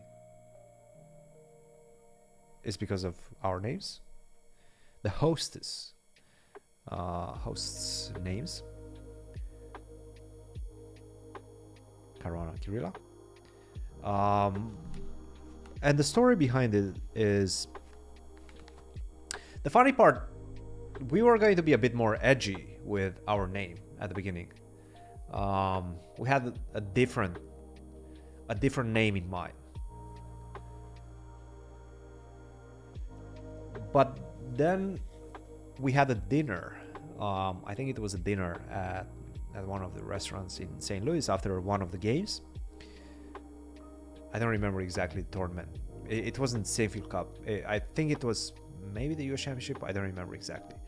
But it was after, like the dinner after one of the games. And Yasser, in fact, proposed this name. Yasser is the one that came with the name, just, brainstorming. And I think he was the one that came with the name C Squared. And we liked it. And we were like, okay, let's do it. Let's go C Squared. That's it. C Squared, I mean, that definitely felt like the right name. And I think it was the right name. So that's the story.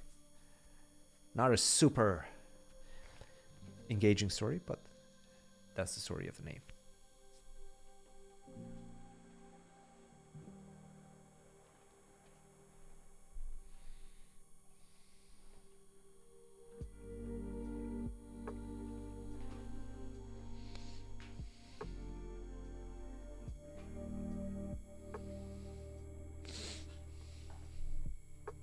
Yeah, sir, as usual. I'm not a big fan of what Fabi is doing. I'm not gonna lie. Not gonna lie to you guys. You know, I never like to lie to you guys. It's so passive. It's so passive.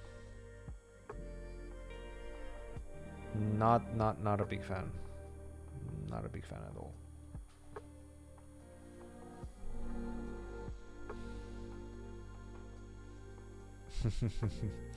Yeah, Yasser is a cool cat. Knight f4 is just, I mean, look, you look at the engine, it's saying +0 is 65. It's just a very tight, very passive position for black. I don't see my attacking prospects. I don't see the counter chances. That's the problem. So probably Fabi's not very happy with the opening choice and with the opening outcome, but have to go for it. Have to go for it right now. All right, let's see. Rook to e7. And again, whenever you play this a6 line, you do expect at times to get a worse position, out of the opening. It happens. It just simply happens. This is a rapid game. It's not the end of the world. I just want to see the counter chance possibilities. And I'm sure Fabi will find them. Fabi will find them. He will definitely find them.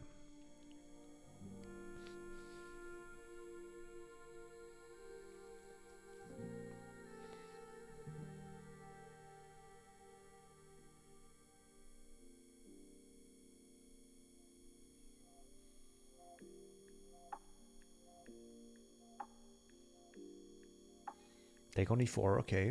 D takes e4. Now things are becoming interesting. Why did he take on e4, you might be wondering. Why did he give that bishop for knight on e4? Well, rook to d1.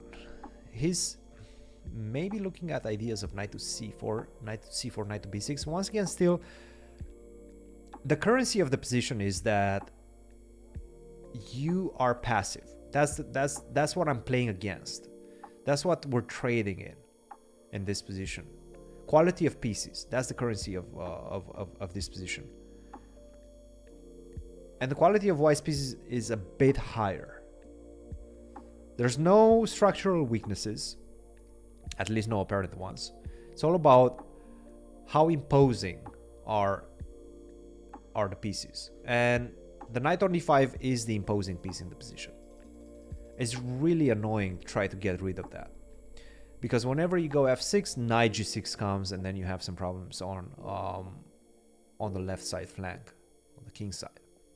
So queen to d8, Fabi's offering queen trade. and ideas of knight to d6 later on. I like this move. It's solid. It's very solid. Yes, yes, yes. It's a solid position.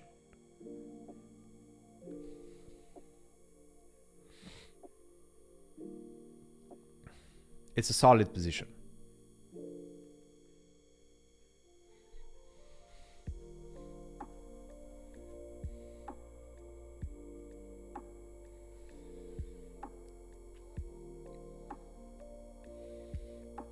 And he's staying very close on time as well, which is good. Let's see what's happening in the other games, because again, this is a very what? Ray Robson versus Ali Reza. What in the world is happening here? H3, castle, bishop b3, king's Indian. We've seen this played by Skichko versus Magnus, something very similar. What? Okay, knight c6. I mean, I see a knight on c6. I see a knight landing there, and I'm starting to have flashbacks of bad things happening to me. Yeah, this knight on c6 looks really threatening, menacing. At the same time, you're a bit down in development. You're a bit behind in development, especially. So let's say queen d7, you go bishop to g2, try to defend the pawn on e4. Bishop a6 comes, and then suddenly you don't finish your development. You don't castle. Then you're in trouble. He played queen e8, which I like more, just for the simple fact that you're setting up for the opening via the e-file with e6. Okay, to be honest, Ali Reza is looking good. Look, it's a passive position, but white might have overextended. White might have overextended in the position. It's all about the pawn on e4. It's all about the pressure on the e-file. Give me a couple of moves. Let me go queen to f3, maybe bishop to e2 or bishop to b5 and then castle.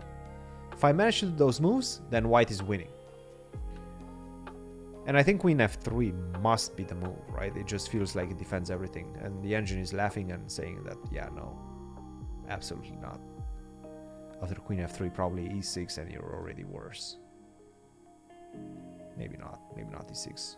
I'm missing stuff, guys. Maybe bishop b7. Address the knight as soon as possible. It just goes to show how crazy complicated this position is. Let's go back to Fabi, because a couple of things have... Well, one move has happened, and that is queen to c5, shying away from the exchange of the queens. And now the big question is, where do I put the knight? Do I go to d6 and then to f5 or b5? Or do I go to b6 and then to d5 or d7 to address this knight on c5? That's the big question that Fabi is going to answer. And that's why he's spending his time right now. Where is he putting the knight? d6 or b6? Big moment right now.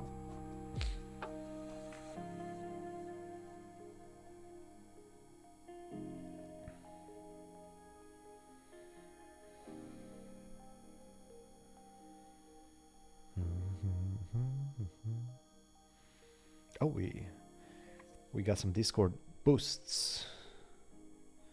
Thanks for the boosts, guys. To be honest, I don't know what the boosts do. I'm not gonna lie to you. I don't know what the Discord boosts do, but I appreciate the Discord boosts. Keep boosting it. Keep boosting it. What is this? This getting crazy? I guess it is. An exchange sacrifice by MVL, and you were asking me who is the best Najdorf player on the planet. Most likely MVL. Most likely MVL. Let's see what happened in this one. Queen e2, bishop b7, f3. Okay. Rook c8. Whoa. Okay, knight takes f4, e5. Sure. What? Oh my goodness. Check this out. Rook takes c3. Why rook c3? And okay, yeah. If you take, then I take, and then you lose. Even though this position is probably fine, you have some queen h4 ideas, followed by rook to f2. You have enough compensation even in this position. And if you go to d1, I have a feeling something like this happens. Take, take, and bishop takes c4. Maybe not. Maybe not. Maybe rook to f2 first. Point being, you have a lot of compensation. The boost speaks for itself. Yes. Yes, it does. He sacrificed the rook. Okay, that's terrible. Terrible. By the way, as we were discussing, check this out. Check what happened. He did play bishop g2 and bishop a6 came. So he allowed this knight d3 to appear. Probably the knight on d3 will come on the board. Bring Tanya on the pot. We were thinking about that actually. Yeah, we might try to do that. She is in St. Louis, yes. We might try to do that. We might bring Tanya on the pot. Violet Cloud, welcome to the Discord. And Nihil, welcome to the Discord as well.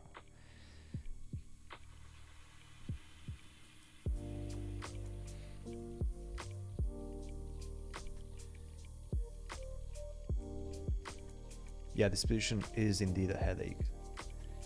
And we'll get back to this game at some point, but let's get back to our marquee matchup. Oh, the pawn structure has changed.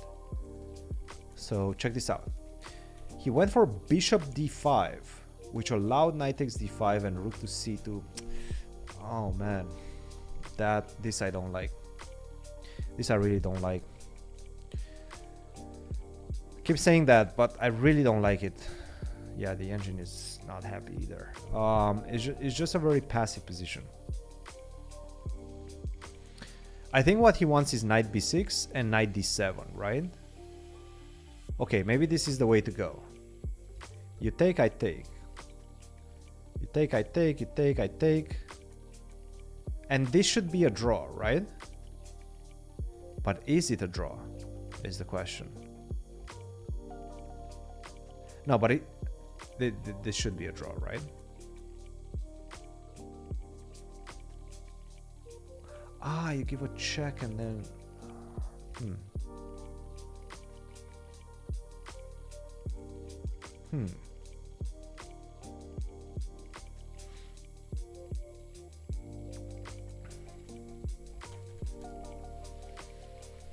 King to h7. Okay. King to h7. Yeah. It's just so passive. That's the one thing that really worries me in the position. It's just the passivity. Passivity is very unpleasant.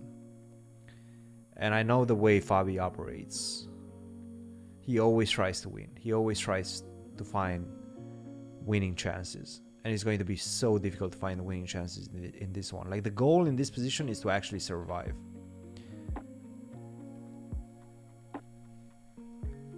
Okay, f6, right? Where do you go? Do you go to g4? What's the plan? Oh my goodness. Do you actually have knight c4? Is this the move? No, that makes no sense. What's the move? Ah, queen takes c8. What am I doing? Play knight b6. Yeah, queen c8, of course. So he goes for knight b6. Now f6 is on tap. It's coming. f6 is coming. Maybe a4 followed by a5 is the way to do it. f6 and now a5. But now I have knight a4. I think this is a good move. I can also just take and then take on d4. Take on d4. a4 was played. And I was saying f6. I guess f6 you just go back. Is that what you want to do? Yeah, you just go back to g4. And a5 is still coming. This is a very unpleasant position. Very unpleasant position.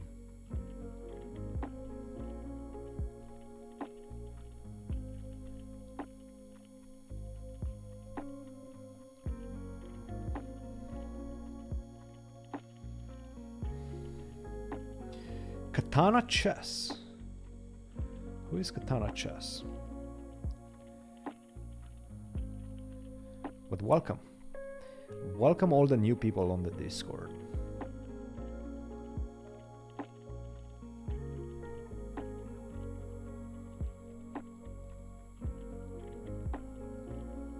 Welcome.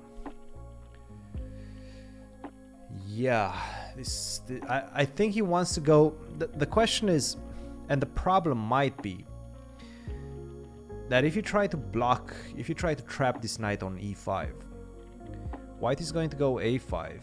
You have to drop back to a8 or d7. If you go to d7, then we enter this endgame, which I'm not 100% sure you want to go for.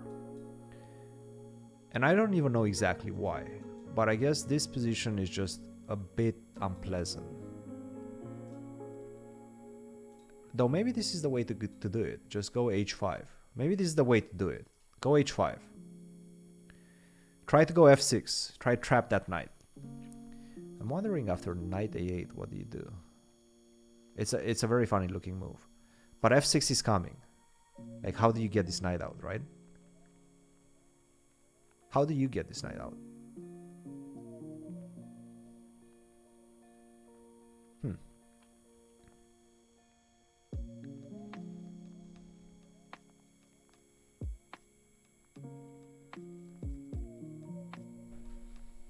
How do you get the knight out, guys? He played f6 first.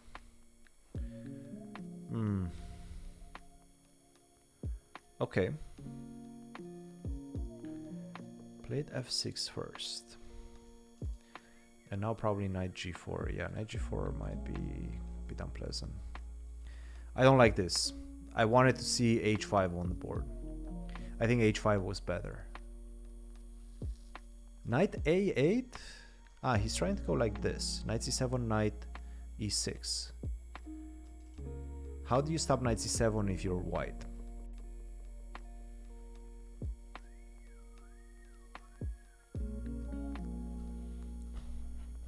Ultra Instinct Shaggy. Well, you actually instinctively understood what he wanted to do.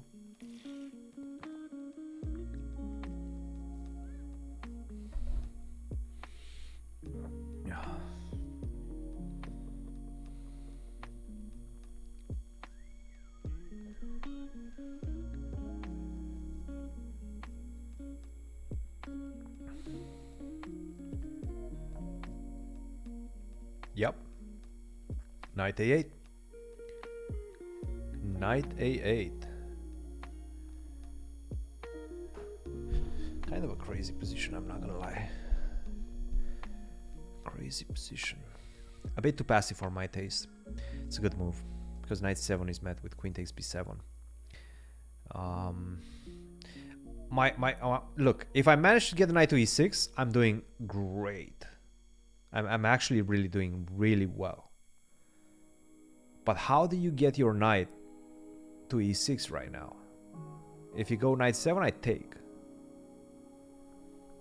Once you lose this pawn, you move the knight, you lose another one. Not good. So what do you do right now after queen b4? Do you go queen b6, I guess? I think you have to go queen b6. And then the question arises. Take, a5. And what do you do next? Where do you put the knight? I guess you go here, right? And then to f8. At least this knight is far away from the action as well. This knight away is far away from the action as well. Okay, this is not that bad. I'm looking at the position. I'm a bit worried, but it's not that bad. Again, you have to go queen b6. I feel you have to go queen b6 to exchange the queens. Not a move that generally Fabi doesn't like this type of stuff. Generally, Fabi does not like exchange the queens. He likes to keep chances of fighting for a victory all the time. It's one of his trademarks, and sometimes, a lot of times, it helps him. A lot of times, it backfires. But queen to b6 is the move right now. You cannot go knight c7 again. You're giving up this pawn. Knight b6, you just came from there. You just played the move knight a8. It does make a lot of sense. So how do you deal with the pressure on the B file and with the pressure on the C file? I think queen b6 has to be played. 10 minutes against 15 minutes.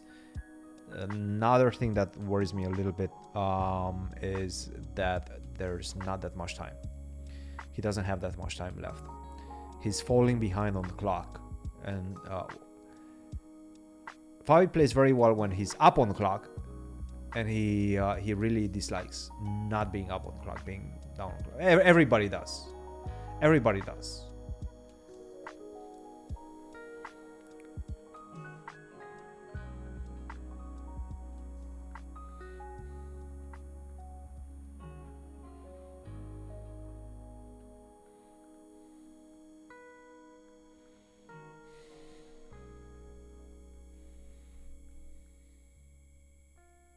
Hazy joined the Discord as well. Welcome, Hazy. Don't forget to like, guys. If you're not subscribed to the YouTube channel, what are you doing with your life?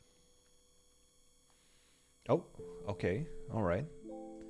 So Lekwang is saying I gotta get that knight back. I'm not sure exactly where I'm going with that knight, but I have to get it back. In fact, where is he going with that knight? Knight f1, knight d2, and then what? Ah, this is the plan. He wants to get knight to c3, put some pressure on c5. That's the plan.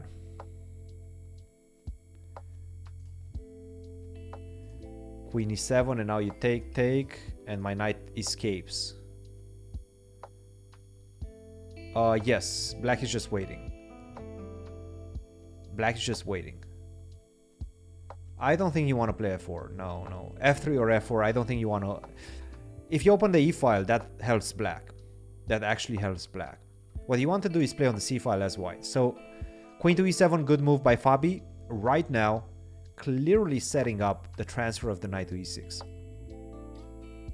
So if you take, now I go next move, knight to c7. No matter what you do, you cannot stop me from playing knight c7, knight e6. And at least the knight on e6 is going to be much better placed. Much better placed than the knight is on, obviously, on a8 or b6. Knight came from b6. Knight a8, knight c7, knight e6, etc, etc.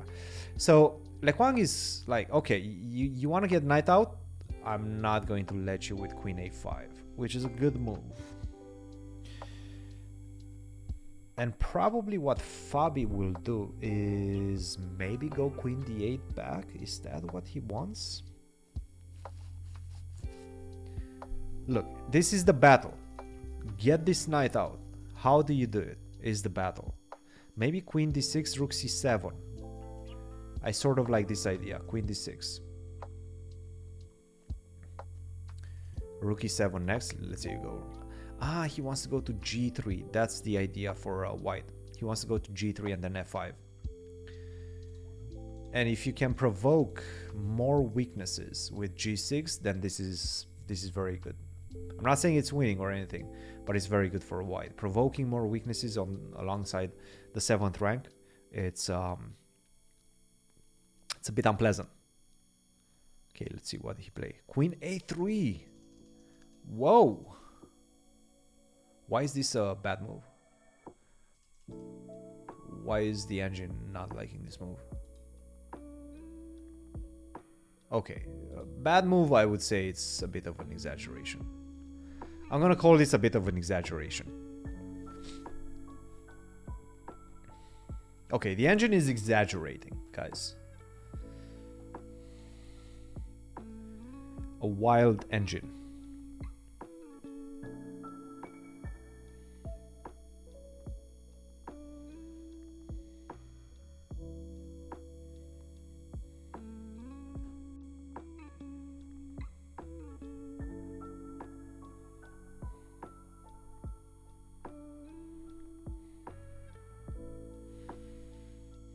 At least it's attacking something, and it's putting some pressure on white.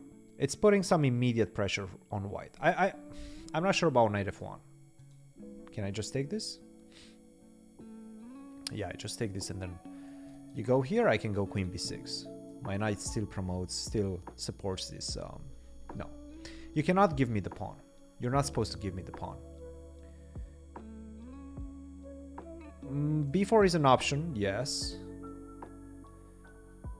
And this is perhaps what Fabi wants. Maybe he wants to go B4, B6 and take on B4. But then Rook C8 comes. This is ugly. Yeah, Rook C8 comes. This is not looking good. I'm worried. I'm worried right now. Starting to be a bit worried. So B4, it might be a little bit unpleasant. But let's say he goes Rook C3, right? Rook C3 also makes a lot of sense if you think about it from his perspective. Is this a move? No, just Rook C8. Yeah, there's no way this works. I mean, I'm taking the pawn on B3 and I have a very aggressive pass pawn, but that doesn't help me much. That does not help me much.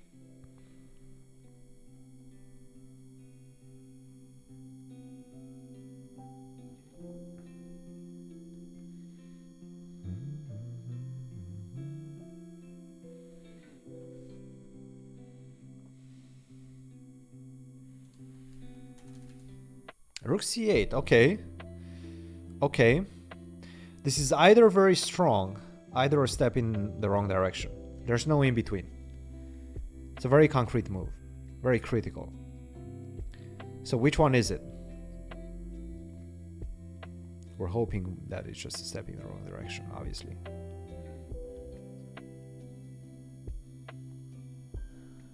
So if you take, there's a problem. The knight is not going up.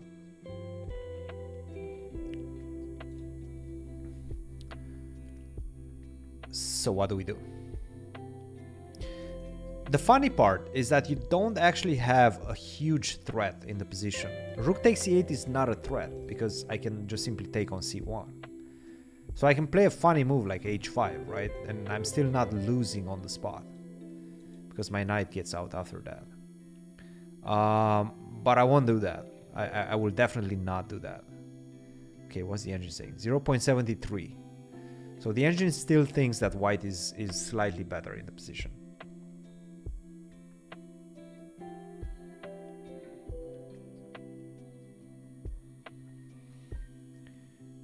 Queen e7 to go back?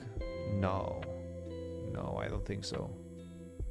I don't think so. I don't think he wants to go back. The problem is that if you don't do something, knight f1 improves the position for white. White has moves to improve his position. Knight f1, knight g3. This is where he's dreaming of arriving on g3. I cannot shuffle the pieces. I cannot just shuffle the pieces. It's not going to work. It's not going to work. So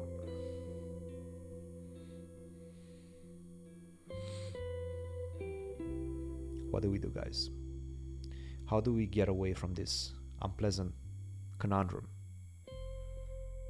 Pleasant situation. Sack the knight. How do we sack the knight? How do we actually sack the knight?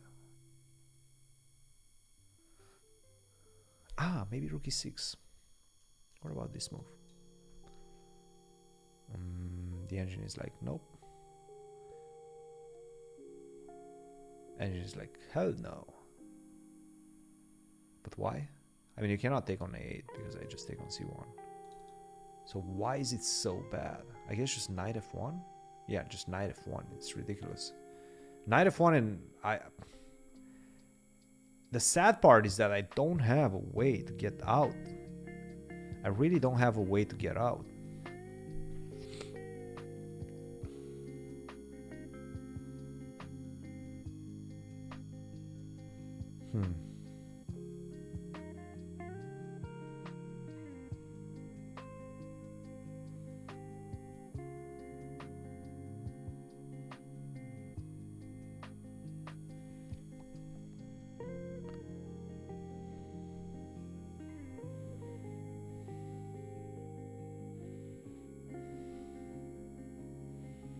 I'm trying to think.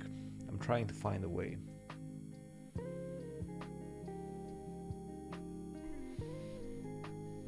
The engine is saying just 0.70. So I shouldn't be losing. I'm just, it's a miserable position. I'm not losing. But it's unpleasant. Rook d6. Good move. No, not a good move. Why not a good move?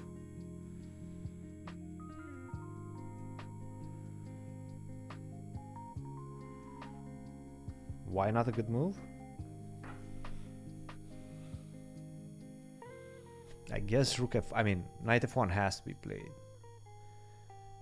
Yeah, this is so bad. It's just not... There's no ways to improve the position. He wants to take a knight b6, but then rook c7 comes. This knight is never getting any better. And you don't have counterplay. The thing is, you take a pawn. But I don't think that works very well. If you take rook takes b7, right? Take. And queen c5. Oh, but queen c5, I go queen c6. Okay, something is wrong here. What's wrong here?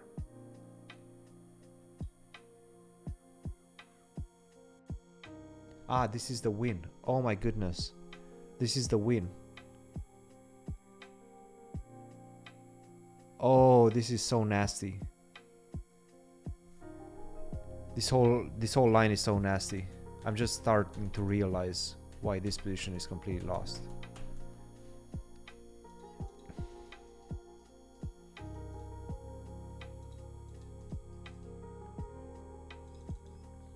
And you don't have any other queen moves to defend the rook on d6. You're caught. You're in a trap. No, but this is the line, yeah? This is a very, very critical line. This is actually a very critical line, because if you go passive with rook c3, I think I'm okay. I think I'm somewhat in time, maybe. I'm still not out of the woods yet. I'm still not out of the woods yet, but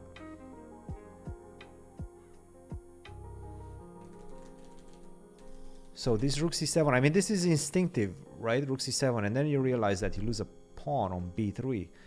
But this whole line is just some sick geometry. And rook c7, you're not allowed to ever allow this this doubling up of the queen and the rook on the 7th. Yeah, he played knight f1. Shoot. Yeah, that's the problem. He's going for this. Ouch. Hopefully he doesn't find rook c7.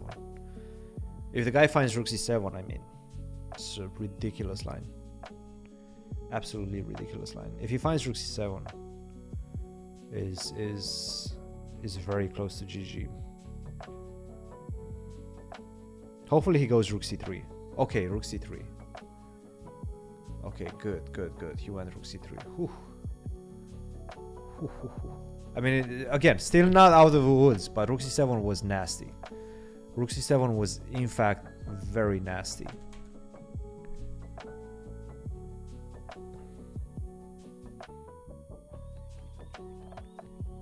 That's good. That's good he missed this. Problem is, he's still not out yet. Tough couple of days for Fabi. Tough, not only today.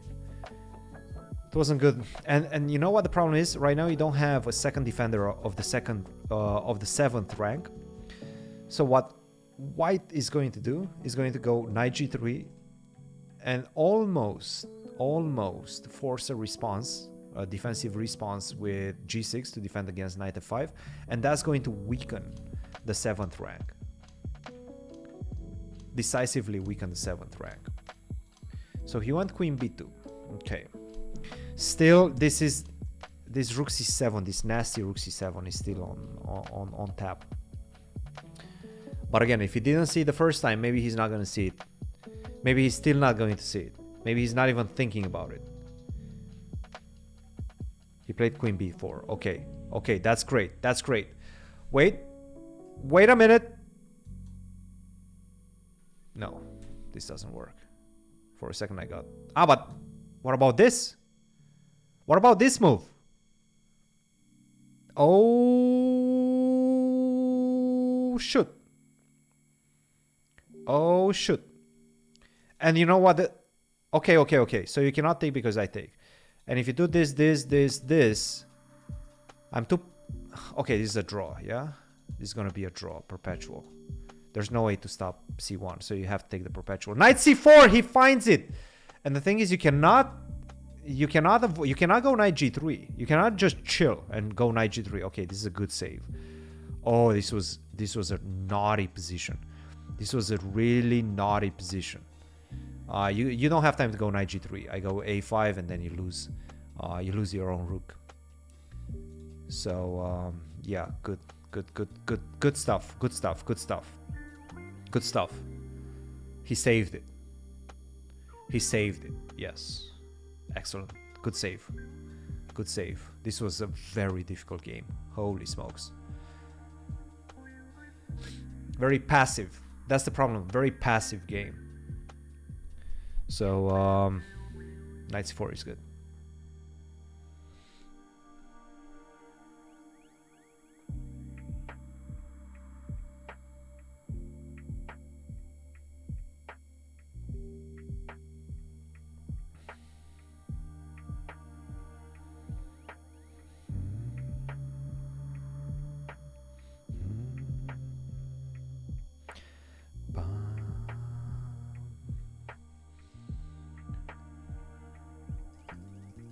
Yeah, good move. I think probably Lequang is a little bit flabbergasted by this last move, knight c4. He missed it. All right, I'll show you what he thought. He thought that knight takes a4 he's going to do, and then I believe rook to c7 just wins. Yeah, rook c7 just wins. Boom, boom. There's no way you defend both. But knight c4, he missed it. Flabbergasting move. And the thing is that this just forces a draw. This basically forces a draw right now. You take, I take, you take. You know, I need to find the fastest way to promote my queen. That is to go like this. And now you need to find the fastest way to get to the perpetual. So that is either this. Basically get to the f5 square. I go c2, you give a check, and we make the perpetual. Yeah, this is going to end in a draw. And it's forced. It's actually forced. You don't have any other ways to get out of this. The rook is not getting saved. Yeah, rook c7. He played knight g3. That's interesting. Isn't this better for black now? a5, queen c5. What's the move after a5? Is it queen b5? What the heck? Guys, what's the move after? Huh? Ah, you take on b7. My goodness. You take on b7. And then you go knight f5. This is his idea. Okay, he's trying to be sick. He's trying to be sick. And you know what the sick part is? Probably the best move is king g6. No. Okay, that's too sick. That's that is too sick. No, f5. f5 is the sickness of it. And then rook g6. That's how you defend. Okay, this is not easy. This is actually not easy. Is rook d6, rook d7 fine? Yeah, rook d7 is still okay. Rook d7 is still okay. Check. Then I take maybe. What is the move now? No, but this is not good. Okay, this is still not easy. This is still not that easy. He has to find that f5 move. Okay, this is critical. Sorry, not queen takes c3, but f5. The thing is the rook is anyway trapped. And now I defend like this. It's all about the defense of this g7 pawn. 2 minutes for Fabi. He needs to find it. f5 is really not easy. No. f5 is really not easy. Okay. 2 minutes for... Send your energy, guys. Send your energy to Fabi. He needs to find... Okay, rook d7 is fine as well. Rook d7 is fine. My question is, what happens after this move? Which he played.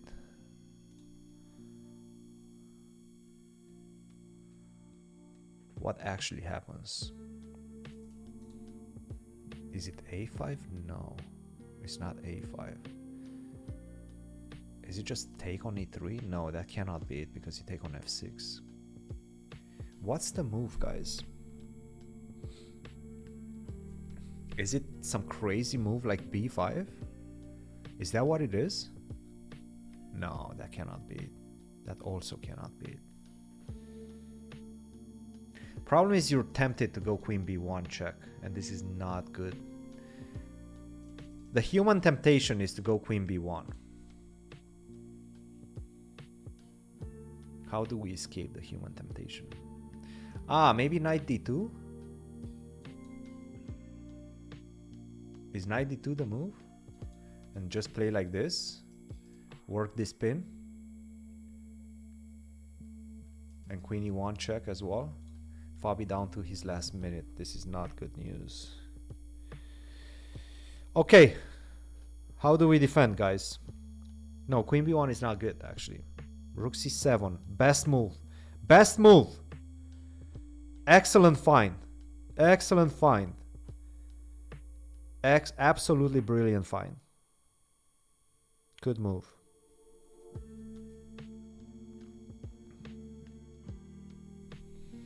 Probably best move for white is to go king h2 or something like that now. But now king h2 I can take, you take, we exchange, and then I take on f2. And I'm happy. Yeah, rook c7 is good. Rook c7 is actually very good. Because now a5, if the knight moves, let's say knight g3, I go a5 and there's no way to attack. Previously with the rook on d7, you could have played queen b5 with the attack on d7. Right now you cannot touch this rook. And the rook also protects the 7th rank. So rook c7 was a really good move. Really good move by Fabi. Good find.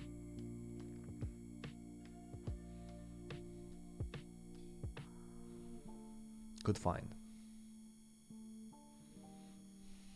What a wild position. What a crazy complicated position. Crazy complicated position, I'm not gonna lie.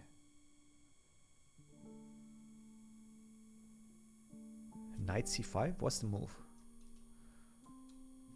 No, knight c5, a5, you lose. Not even a5. Apparently a5 is not the move. Do you actually go for check a knight d2 or something like that? You go for knight d2. Knight d2 wins. Knight d2 wins now. Oh, that's sick. I have check and knight f1 coming. Yeah. No, this is... Okay. Okay. Rook c7 was a really good move. Really fancy, good move. 2800 level move. Very elegant. Rook 7 was a very elegant move. Just boop, boop, boop. I'm just pushing it one square away to improve my position. Like nothing happens. Like nothing actually happens. King h2. Fabi is now better. Don't ask me how. But according to the engine, Fabi right now is better. With f5. Fabi is better. With f5, according to the engine. I mean, the bar. I'm just looking at the bar. I'm just reading the thermometer. I cannot keep up.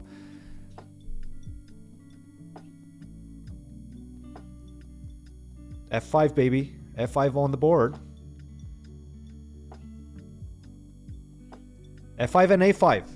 A5 and A5. You go knight G3, I go A5. And now again, we were back to the discussion of not being able to touch my rook with queen B5. Yeah? A5, queen B5, I take. Boom. Yeah? F5, played instantaneously. Missed by Le Quang.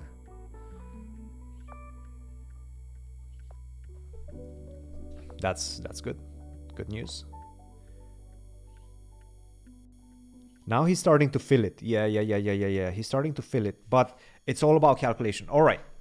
Let's try to find the best move for Le Quang. Let's try to save it for Le Quang to be ready for what he probably has take on C4. I'm not going to lie. Probably has take on C4 and queen D6. Something like that. What's the way? Ah, queen A5. Is that it? Oh, that's difficult to find. No. That's difficult to find. I mean, if he finds it, kudos to him. But that's difficult to find. And I guess you take, and you have to calculate this position and understand that you're in fact you're getting to the perpetual once again. You're getting to the light squares. You're getting to the perpetual. But allowing this pawn here, and by the way, I can maybe take and then put my queen on. How do you make a draw? I put my queen on C2. That protects the pawn on E4 and protects the C8 check. Yeah, F5. Yeah. No, Fabi is starting to look good. 2 minutes for Le Quang, 1 minute for Fabi. Fabi's starting to look good. F5 was a clear, very nice find. Very nice. Rook C7 and F5. A beautiful sequence from Fabi. Yeah, that was good. That was really good. Really nice. Smooth, baby. Smooth. And the thing is, okay, he's 92.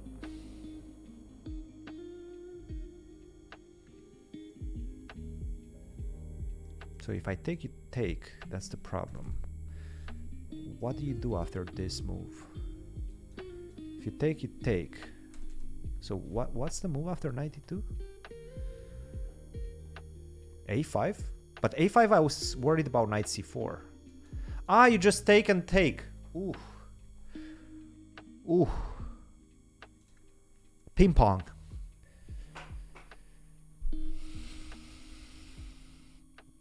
Guys, what do you do after F5? What's the move after F5?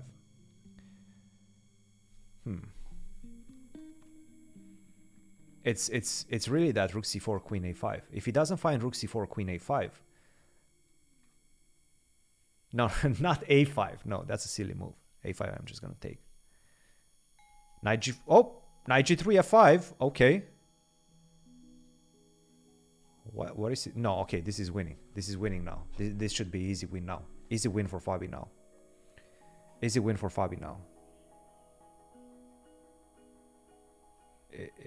Not sure about this one. I don't like giving up this pawn here, but you are taking a lot of pawns as well.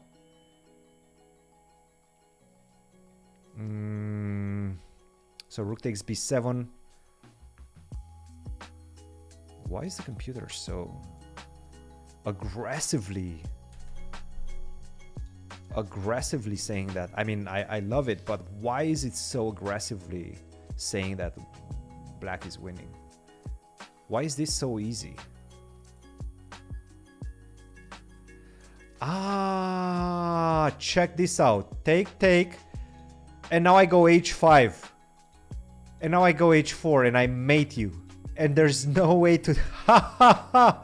There's no way to get away from this pin. Oh, this is nice. Oh, h5, h4. And there's no way to stop me. He found it. There's no way to stop me. h5, h4 is coming. If you go h4 yourself, that doesn't help you. You lose the piece. Oh, snap. He found it. He's winning this. Yeah, there's F4. He played it. He found it. That's it. Game over. Oh, this is a crucial victory for Fabi. Knight H1. Take a bow. Look at that move. Knight H1.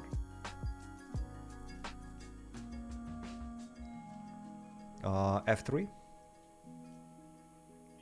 You take, I go queen d2. F3. Open him up. F3. Go F3. Queen d2. Okay, that's fine. Yeah. And F3 next. Yeah, is that it? Oh yeah. This is game over. Rook b7 F3, and I'm checkmating you. Whew.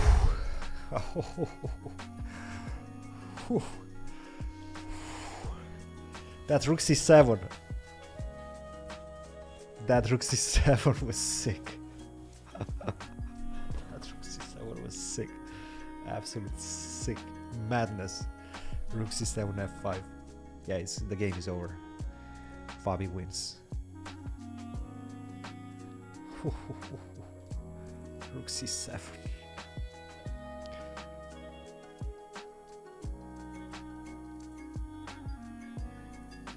Okay, we gotta go back to that rook c7. Okay, where is it? This position. Knight takes c4 came. Rook c7. Just a simple move that really froze Le Quang. He did not see this one. He did not see it.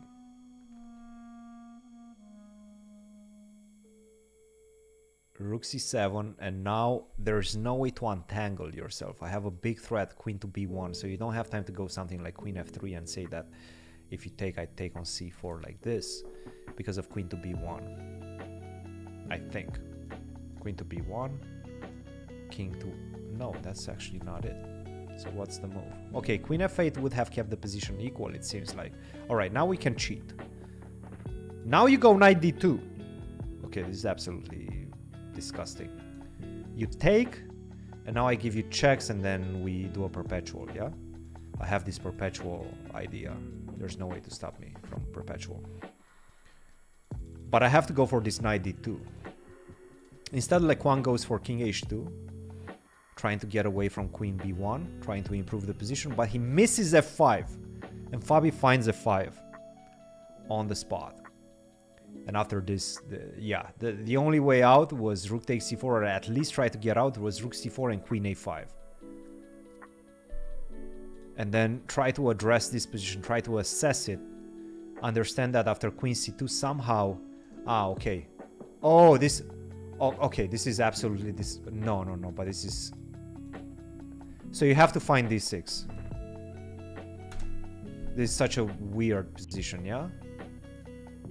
You have to find d6. Okay, this is not human chess. You cannot play like this. Like, how do you find all of these things? How do you find all of these things? Like, how do you find this whole sequence with 4 minutes on the clock? Take queen a5, and after this you have to accurately find that d5 you have d6, which defends the queen on c7. Yeah, you don't find this. And he didn't. He didn't find it. He played knight g3, a5, and Fabi probably already calculated everything at this point.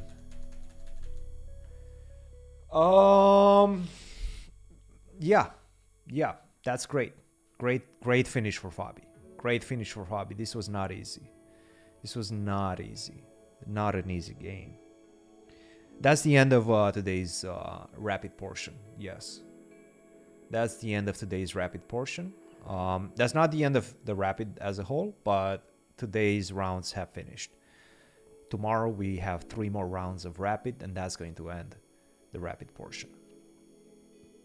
All right, guys. Well, I think I'm not sure if we're gonna do something tomorrow, but I might do another short stream. We'll see.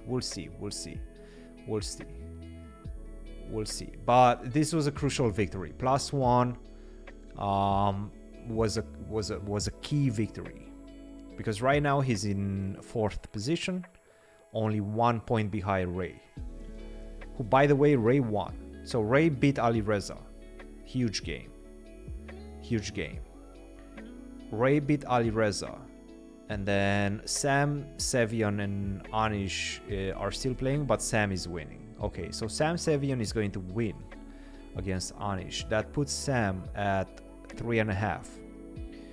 And then Anish drops to 2.5. Wesley still in last with 2 points. Did Wesley lose? Wesley lost against MVL. Wesley lost against MVL. That's crazy.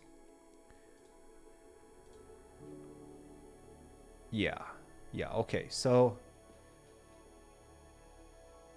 he's not gonna save this, right? There's no way he saves this. Do we have table base for this? No, we don't have table base. There's no way he saves this, right?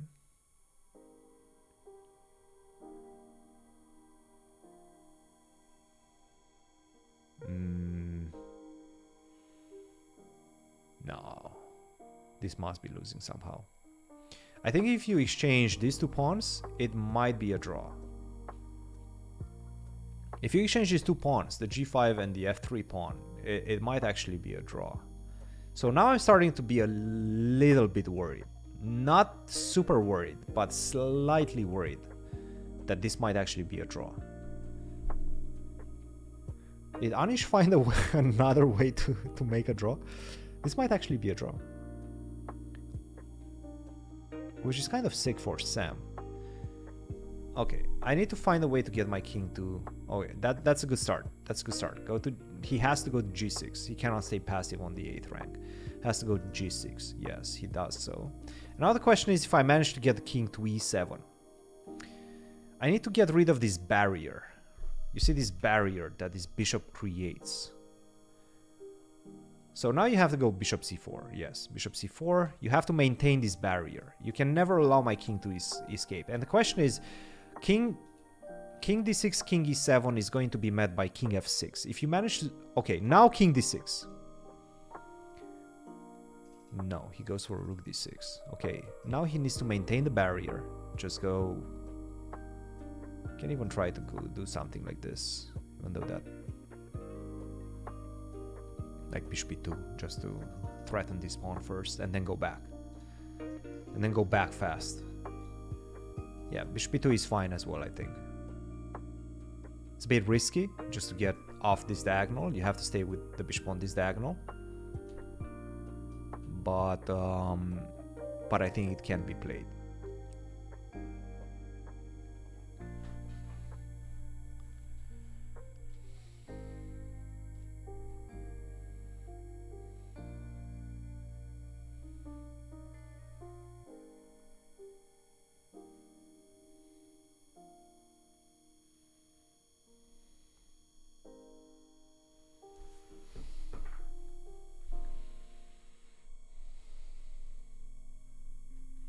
Yep, check. Okay, the king goes to e7. So you've made it to e7. Does that improve your chances at all? You made it to e7. Okay, I still stay here. How do you make any progress? I don't see the progress, guys. I think it's just a draw. This might actually just be a draw.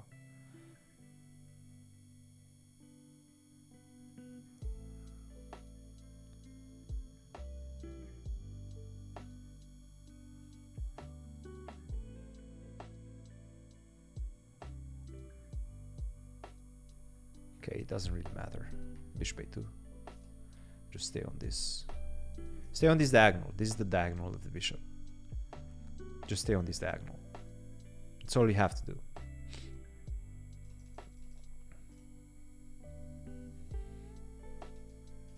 I would put my rook on d7.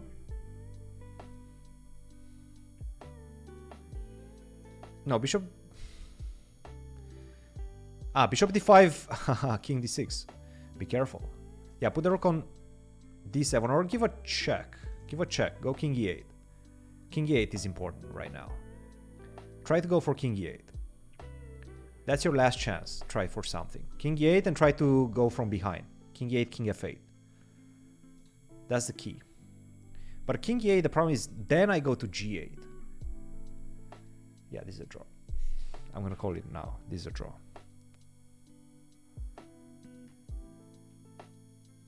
Which is kind of crazy that he managed to make a draw in this game. Crazy good, I mean. Yeah, this is a draw. Anish is saying, okay, there's not much I can do. Bishop c4. You have enough squares on this diagonal. I've drew this position with a bishop and I've drew this position with a rook. This exact same pattern. Why would you ever do this? No, I don't understand this move. This is a very difficult move to understand for me. King e6 now. Okay, you're still probably making a draw, but this was very unnecessary. This was very unnecessary. He should not have done this. He should have played bishop c2.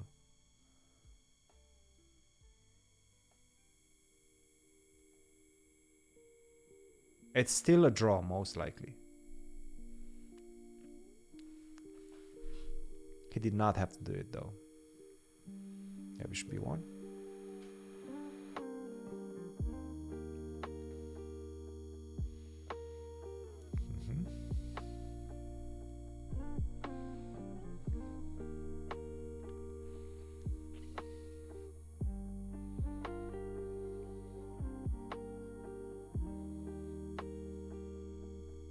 Rook 7, king g6 probably. Bishop a2 is coming. King e7. He's trying to go to f8 and Anish is not letting him. Finally he goes to e8. Now he stays on the 8th rank. Okay. So Anish seems that he understood the task. But wait a second. Now I go rook e7. Rook e7 and then I try to get my king out like this. Rook e7, king d7, king d6. If I manage to get the king to the 6th rank while still maintaining your king pinned, then you might be in trouble. So rook e7. He has to go rook e7. He goes for rook c5.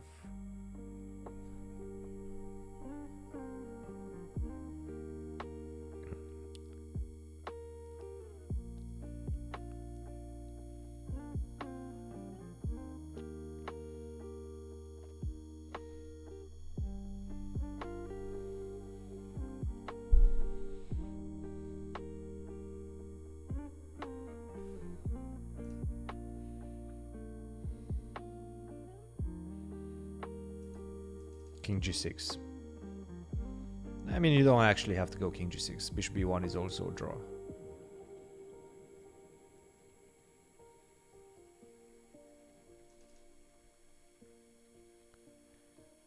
Yeah, this is a draw. This is a draw.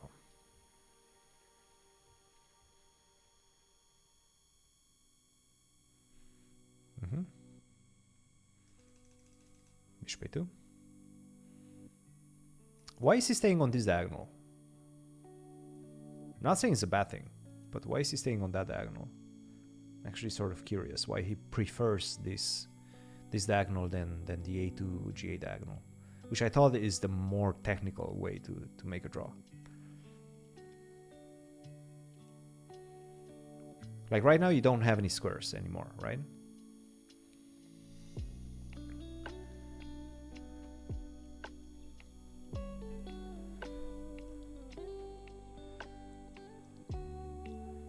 Okay, wait.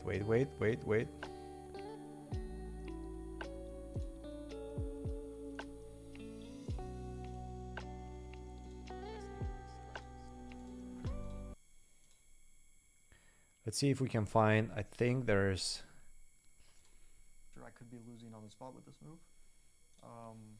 Yeah, there were some lines. I was a bit surprised by rook c3 because I thought that other moves like rook c7 is very critical. Of course. Did you see this funny line that queen b3 and rook c6? I thought. Yeah, rook c6, yes, and actually computer Peter Schroth suggested queen e1 and then queen e2, and you go I for the didn't see queen checkmate. e1. Yes. I didn't see queen e1. Yes. That's interesting. I No, I was thinking queen a6 and queen a4. Okay, I